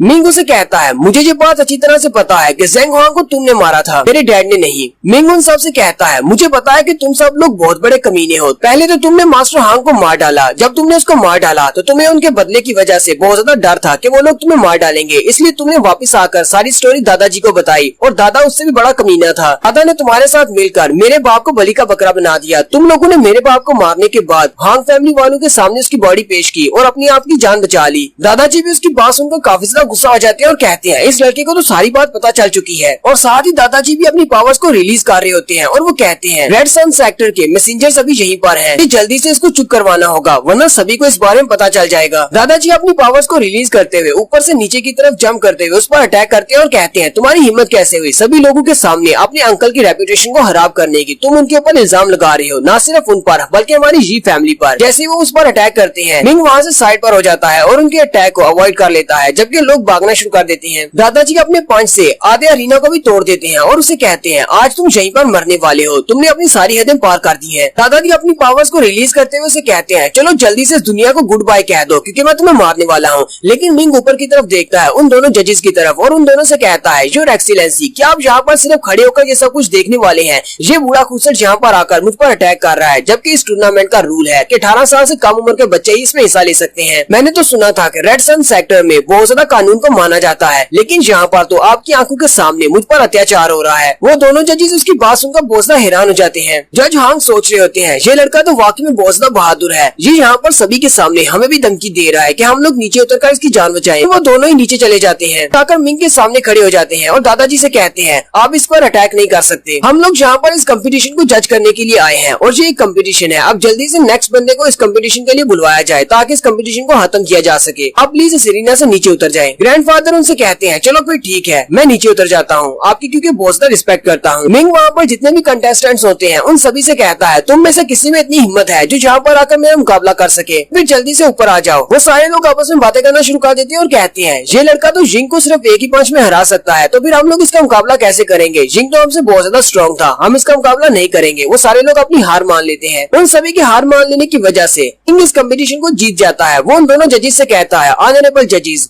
अब आप लोग फैसला करें, क्या मैं वाकई में रेड सन सेक्टर को ज्वाइन करने के लायक हूँ या नहीं? जज हांग उसे कहते हैं हाँ क्यों नहीं बच्चे, तुमने इस टेस्ट को पास किया है, और साथ ही उसके कंधे पर अपना हाथ रखता है। जज हांग उसे कहता है तुम्हारे अंदर बहुत ज्यादा पोटेंशियल है, मुझे लगता है कि हमारे सेक्टर का एक स्टूडेंट बनने के बाद तुम बहुत ही आगे महान मास्टर बनोगे। और साथ ही मास्टर हांग हंस रहे होते हैं क्योंकि वो अपने हाथ की मदद से मिंग के कंधे के जरिए से उसकी बॉडी के अंदर नेगेटिव एनर्जी को डाल रहे होते हैं। दूसरा जज अपने पास से एक टोकन निकालता है और मिंग की तरफ फेंकते हुए कहता है ये तुम्हारा टोकन है, ये हम लोग अपने रेड सन सेक्टर के आउटर डिसाइपल्स को देते हैं, तुम्हें 1 महीने के अंदर अंदर हमारे सेक्टर में आकर अपने आप को रजिस्टर करवाना होगा और ये टोकन अपने साथ लेकर आना। मिंग उसके हाथ से वो टोकन ले लेता है और कहता है चलो तुम्हारा बहुत बहुत शुक्रिया। ये देखने के बाद जनता बहुत ज्यादा गुस्से में होती है और कहती है जी फैमिली वालों ने हर साल रेड सन सेक्टर को बहुत ही कीमती चीजें बेची हैं, बहुत ही कीमती तोहफे बेचते हैं, सिर्फ इसलिए कि हमारी जी फैमिली का कोई कैपेबल बच्चा वहाँ पर जाकर स्टूडेंट बन सके। चाहे हमारी फैमिली का कोई भी लड़का उनका स्टूडेंट बनता, लेकिन मिंग को नहीं बनना चाहिए था। ये तो एक लूजर है, ये किलर का बेटा है, क्योंकि ये वाकई में अगर रेड सन सेक्टर का एक स्टूडेंट बन जाता है और ये कल को बहुत ज्यादा स्ट्रॉन्ग बन जाता है, ये तो वापस आकर हम सबसे बदला लेगा। जिंग ग्रैंडफादर से कहता है तुमने कहा था कि तुम मुझे यहाँ पर मारने वाले हो, मैं इस दुनिया को गुड बाय कह दूं, लेकिन मैं गुड बाय कहने वाला हूँ तुम सब लोगों को। मैं यहाँ से जा रहा हूँ, मैं जाकर रेड सन सेक्टर का एक आउटर डिसाइपल बनूंगा। चलो आप जल्दी करो और मुझे गुड बाय बोलो, क्योंकि मैं भी कभी तुम्हारी फैमिली का एक हिस्सा हुआ करता था। ग्रैंडफादर उसकी बात सुनने के बाद बहुत ज्यादा गुस्सा हो रहे होते हैं, जबकि उसका कजिन ब्रदर उसे कहता है ब्रदर शांत हो जाओ, अभी भी दोनों मैसेंजर्स यहीं पर हैं, इनके होते हुए हम इसके साथ कुछ भी नहीं कर सकते। मिंग भी आगे से हंसना शुरू कर देता है और अपनी उंगली के ऊपर अपने टोकन को घुमाते हुए उन सबसे कहता है चलो भी ठीक है, तुम सब लोग मुझे बाय नहीं बोलना चाहते तो फिर मैं खुद ही यहाँ से चला जाता हूँ। और फिर मिंग उन सभी की आंखों के सामने से वहाँ से चला जाता है। दूसरे वाला जज हांग से पूछता है क्या तुमने अभी अभी अपनी नेगेटिव एनर्जी के साथ उसकी बॉडी के ऊपर अटैक किया था? जज हांग उसे कहता है हाँ मैंने उसकी बॉडी के अंदर अपनी नेगेटिव एनर्जी को छोड़ा है और बहुत ही जल्दी उसकी सारी की सारी मेरिडियंस कट हो जाएंगी,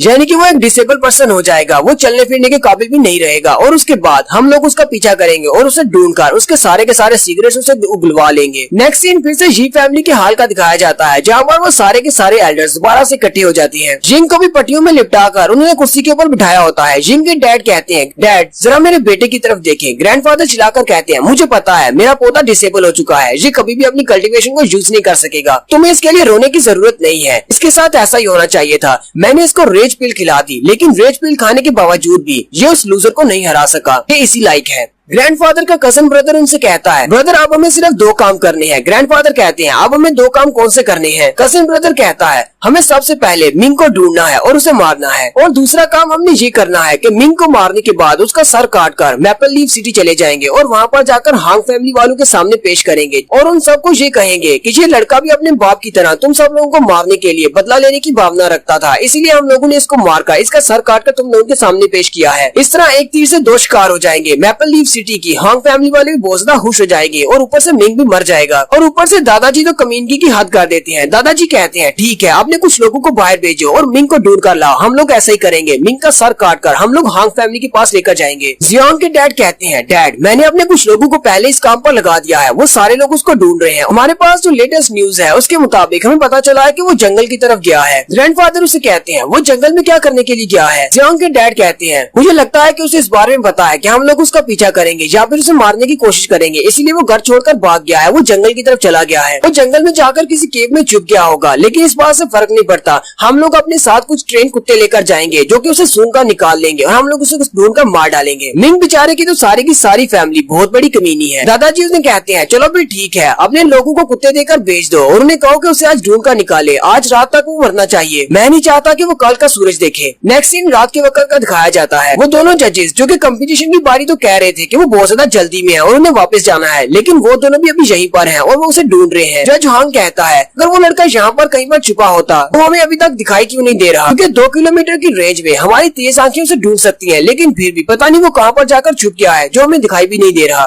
दूसरा जज उसे कहता है तुमने उसकी बॉडी के अंदर जो नेगेटिव एनर्जी डाली थी, मुझे लगता है कि उसने अपना काम कर दिया होगा। वो बेचारा तो अब तक अपनी जिंदगी और मौत से लड़ रहा होगा, क्योंकि उस बेचारे की मेरिडियंस कट हो गई होंगी। मुझे लगता है कि उसने किसी बहुत ज्यादा हिडन जगह में अपने आप को छुपा कर रखा होगा। हमें उसे ढूंढना होगा, चलो जल्दी से उसे ढूंढते हैं। लेकिन वहीं पर माउंटेन के ऊपर जंगल के अंदर उन्हें बहुत सारी लाइट्स नजर आती है। जज हांग उसे कहता है जरा सामने देखो, वहाँ पर कुछ लोग हैं। जी फैमिली ने तो अपने बहुत सारे लोगों को मिंग को ढूंढने के लिए जंगल में भेजा होता है। वो सारे मशाले लेकर उसको ढूंढ रहे होते हैं और वो सारे लोग बातें कर रहे होते हैं कि जिसे भी मिंग मिलेगा उसे बहुत सारा सोना मिलेगा, इसलिए जल्दी करो और उस कमीने लड़के को ढूंढो। जज हांग कहता है कि हम लोग अकेले नहीं है जो कि उस लड़के को ढूंढ रहे हैं, जी फैमिली वाले लोग भी उसको ढूंढ रहे हैं। चलो इन लोगों का पीछा करते हैं, क्योंकि इनके पास स्निफर डॉग्स हैं। ये लोग बहुत जल्दी उसको ढूंढ लेंगे। वहीं पर उन सारे लोगों का एक कुत्ता भौंकना शुरू कर देता है, जैसे कि उसे किसी की स्मेल आ रही है। वो सब लोग एक केव के सामने जाकर रुकते हैं और वो कुत्ता भौंक भौंक कर उनको इशारा कर रहा होता है कि इसी केव के अंदर मिंग बैठा हुआ है। उनमें से एक मेंबर आगे बढ़ता है और एक जबरदस्त पंच मारते हुए एंट्रेंस के दरवाजे को खोल देता है और कहता है लगता है कि मिंग इसी केव के अंदर होगा, क्योंकि हमारे कुत्ते इसी केव के सामने आकर भौंक रहे हैं और इस केव का दरवाजा भी ब्लॉक है। लगता है कि मिंग अंदर है। उसके एंट्रेंस को खोलने के बाद वो सारे लोग जल्दी से अंदर चले जाते हैं, लेकिन जैसे वो सारे लोग अंदर जाते हैं तो वो केव खाली होती है, मिंग अंदर नहीं होता। थोड़ी देर ढूंढने के बाद सामने एक पत्थर के ऊपर मिंग का कोट पड़ा होता है, लेकिन मिंग वहाँ पर नहीं होता। तो सारे लोग जो देखकर बहुत ज्यादा हैरान हो जाते हैं और कहते हैं मिंग ने तो हमें बेवकूफ बना दिया, उसके कोट की वजह से स्निफर डॉग्स हमें यहाँ पर लेकर आ गए हैं। जज हांग और दूसरा जज भी बहुत ज्यादा हैरान होते हैं और कहते हैं ये लड़का तो बहुत ज्यादा ट्रिकी है, लेकिन फिर भी उसकी मेरिडियंस कट हो चुकी होंगी, क्योंकि मेरी एनर्जी उसकी बॉडी के अंदर है। वो यहीं कहीं पर होगा, हमें उसे ढूंढना होगा। जबकि नेक्स्ट सीन जी फैमिली के एक घर का दिखाया जाता है। मिंग असल में माउंटेन एरिया में गया ही नहीं, मिंग अपनी जी फैमिली के घर में छुपा हुआ है। मिंग अपने घर में बैठा होता है, जबकि उसके पास बिमिंग खड़ी होती है। बिमिंग ने अपने हाथ में उस सारी नेगेटिव एनर्जी को पकड़ा होता है। मिंग उसे कहता है ये क्या चीज है जो मेरे मुंह से निकली है? क्या यही वो चीज है जिसकी वजह से मेरी बॉडी में बहुत ज्यादा पेन हो रहा था? बिमिंग उस एनर्जी को अपने हाथ की मदद से दबाती है, जिससे वो एनर्जी हुबहू डिस्पर्स हो जाती है। वो उसे कहती है, बिमिंग मिंग को इस बारे में बताती है कि इसको जहरीली स्पिरिचुअल एनर्जी कहते हैं। आम स्पिरिचुअल एनर्जी के मुकाबले में बहुत ज्यादा पावरफुल होती है। जहाँ पर रेगुलर स्पिरिचुअल एनर्जी हमारी बॉडी को स्ट्रॉन्ग बनाती है, यहीं पर ये वाली नेगेटिव एनर्जी ये हमारी बॉडी को अंदर से डिस्ट्रॉय कर देती है। ये नेगेटिव एनर्जी जज हांग ने तुम्हारी बॉडी के अंदर ट्रांसफर की थी जब उसने तुम्हारे कंधे पर हाथ रखा था। मिंग भी उसकी बात सुनकर हैरान हो जाता है और कहता है लेकिन मैंने तो जज हांग के साथ कुछ भी नहीं किया, फिर उसने मेरे साथ ऐसा क्यों किया होगा? और यहीं पर हमारी एपिसोड 9 का एंड होता है। एक्सप्लेनेशन अच्छी लगी हो तो कमेंट करके जरूर बताइएगा। चैनल को सब्सक्राइब कर दे, वीडियो को लाइक और शेयर कर दे। शुक्रिया।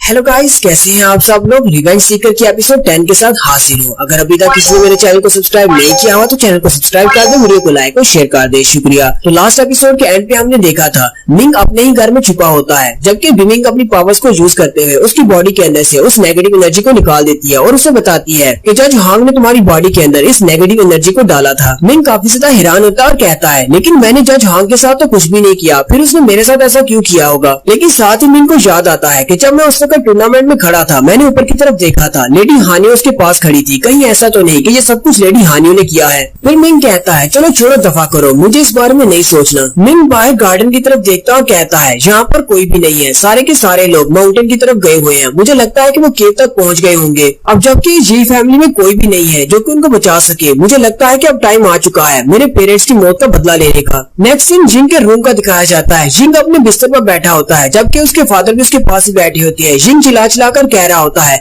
मिंग तो एक लूजर था, मैंने उसकी मेरिडियंस को खुद कट किया था, लेकिन फिर भी वो कल्टीवेट कैसे कर सकता है? मैं एक कचरे के हाथों से नहीं हार सकता, मैं इस बात को नहीं मानने वाला। और साथ ही वो फिर से रोना शुरू कर देता और कहता है फादर मेरे साथ क्या हो गया? मैं एक लूजर कैसे बन सकता हूँ? मुझे तो एक ग्रेट डिसाइपल बनना था। और साथ ही वो गुस्से के साथ चिल्लाना शुरू कर देता है, जबकि उसके फादर अपने बेटे के लिए बहुत ज्यादा परेशान होते हैं। उसी वक्त खिड़की में उन्हें एक शैडो नजर आता है। वो कहते हैं कौन है वहाँ पर? जिंग अपने डैड से कहता है डैड वो मिंग है, मैंने उसको देखा है, वो मिंग ही है। उसके डैड उसे कहते हैं मिंग तो इस वक्त जंगल में भाग गया है, वो तो अपनी जान बचाकर भाग रहा होगा, वो यहाँ पर क्या करने के लिए आया होगा? जिंग अपने डैड से कहता है डैड मैं उसको कहीं से भी पहचान सकता हूँ, मुझे पता है वो मिंग ही है। उन कचरा चाहे अंधेरे में ही क्यों न खड़ा हो, मैं उसे देखकर पहचान सकता हूँ। मिंग अपने डैड से कहता है फादर जाओ जाकर उस लड़की को मार डालो, मेरा बदला लो उससे। जिंग के डैड भी उसकी बात सुनकर बहुत ज्यादा पंप हो जाते हैं और वो जल्दी से अपने घर से बाहर निकल आते हैं और मिंग का पीछा करते हैं। जैसे वो अपने शहर में बाहर निकलते हैं तो मिंग एक दीवार के सामने खड़ा होता है। जिंग के डैड बड़ी बड़ी स्पीड के साथ उस पर अटैक करने के लिए आगे बढ़ते हैं और कहते हैं, कमीने तुम्हारी हिम्मत कैसे हुई यहाँ पर हमारे घर में आने की। ऊपर की तरफ जंप करते हुए मिंग के ऊपर पंच मारते हैं, लेकिन जैसे वो उसके ऊपर पंच मारते हैं उनका हाथ उसकी बॉडी के आर पार हो जाता है। वो मिंग का एक शेडो क्लोन होता है, जबकि असली का मिंग उसके पीछे खड़ा होता है। वो पीछे वाली साइड से अपने बिलो पंच को यूज करते हुए जो उसने टेक्निक सीखी थी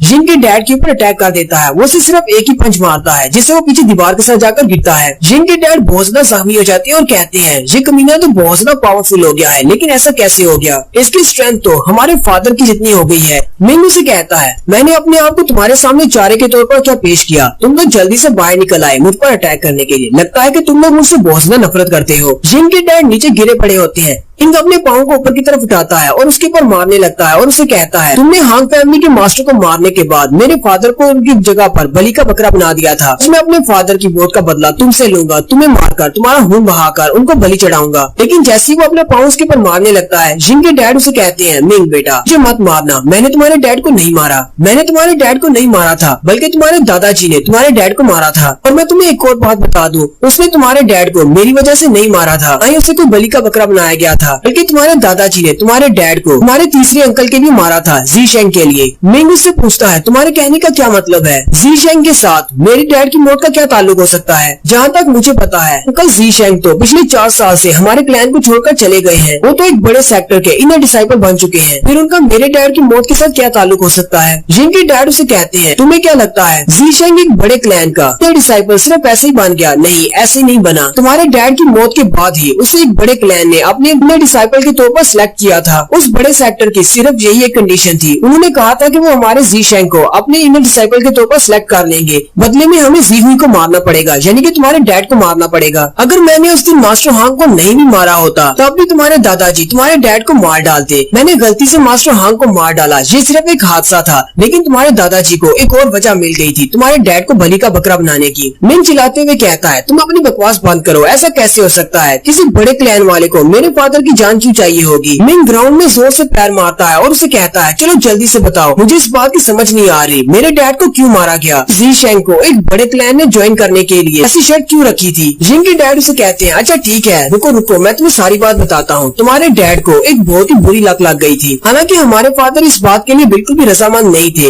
लेकिन वो हाउटियान सेक्टर को ज्वाइन करना चाहते थे कि वो एक स्काई कैप्टर बनना चाहते थे। तुम्हारे ग्रैंडफादर इस बात को अच्छी तरह से जानते थे कि तुम्हारे डैड हाउटियान सेक्टर को ज्वाइन करने वाले हैं, लेकिन फिर भी उन्होंने जी हुई को इस बात से नहीं रोका। उन्होंने उसे हाउटियान सेक्टर को ज्वाइन करने दिया ताकि वो एक स्काई कैप्टर बन जाए। और तुम्हारे ग्रैंडफादर ये बात भी अच्छी तरह से जानते थे कि अगर उन्होंने एक बार हाउटियान सेक्टर को ज्वाइन कर लिया तो बाकी के सारे सेक्टर उसके खिलाफ हो जाएंगे। मिंग उसकी ये वाली बात सुनकर और भी ज्यादा चौंक जाता है और कहता है, अब ये हाउटियान सेक्टर क्या है और ये स्काई कैप्टर क्या चीज है? इन सब चीजों को ज्वाइन करने की वजह से या फिर इस सेक्टर को ज्वाइन करने की वजह से मेरे डैड की मौत हो गई। मुझे इस सब मसले की समझ नहीं आ रही कि यहाँ पर हो क्या रहा है। यहीं पर मिंग आती है और उसे स्काई कैप्टर और हाउटियान सेक्टर की हिस्ट्री के बारे में बताती है। आज से तकरीबन 10,000 साल पहले तक हमारा ये जो कॉन्टिनेंट है आज ये 5 डायनेस्टी में तकसीम है, लेकिन पहले ये सिर्फ एक ही डायनेस्टी हुआ करता था। इसके ऊपर सिर्फ एक ही एम्परर रूल किया करता था, वो एक फैमिली थी। इस पूरे कंट्री को डिवाइन डायनेस्टी कहा जाता था और उस वक्त डिवाइन डायनेस्टी वाले लोग बहुत ज्यादा पावरफुल थे। कोई भी उनके खिलाफ जाने को तैयार नहीं था, सभी लोग उनके सामने अपने सर झुकाते थे। लेकिन डिवाइन डायनेस्टी वाले अपने इस रोब और दबदबे को हमेशा के लिए कायम नहीं रख पाए। एक नए सेक्टर का जन्म हुआ जिसका नाम हाउटियान सेक्टर था। उनका मानना ये था कि सारे इंसान बराबर हैं, कोई भी एक दूसरे से कम नहीं है, चाहे वो वीक हो या फिर स्ट्रॉन्ग हो। उन्होंने डिवाइन डायनेस्टी के खिलाफ अपनी आवाज उठाना शुरू की। बहुत सारे लोगों ने इस सेक्टर को ज्वाइन करना स्टार्ट कर दिया। सिर्फ 500 साल के अरसे में उन्होंने पूरे के पूरे डिवाइन डायनेस्टी को हिलाकर रख दिया। स्काई कैप्टर एक ऑर्गेनाइजेशन का नाम है जिसे हाउटियान सेक्टर वालों ने बनाया था। इसके अंदर स्पेशल मेंबर्स को ज्वाइन करवाया जाता है और यही स्पेशल मेंबर्स होते हैं जिनको स्काई कैप्टर कहते हैं। इनका काम पनिशर का होता है। स्काई कैप्टर्स इंसाफ करते हैं, जितने भी अमीर और बुरे लोग जो कि दूसरों पर अत्याचार करते हैं सभी को ये लोग सजा देते हैं। इसी वजह से तो डिवाइन डायनेस्टी वालों को ये लोग बिल्कुल भी पसंद नहीं थे। डिवाइन डायनेस्टी के एम्परर तक जब ये बात पहुंची, एम्परर ने 1 बिलियन सोल्जर्स को इकट्ठा किया और फिर अपनी आर्मी को लेकर इन सब के ऊपर अटैक कर दिया और हाउटियान सेक्टर को सिर्फ एक ही फाइट में डिस्ट्रॉय कर दिया। हाउटियान सेक्टर को उन्होंने मुकम्मल तौर पर खत्म कर दिया।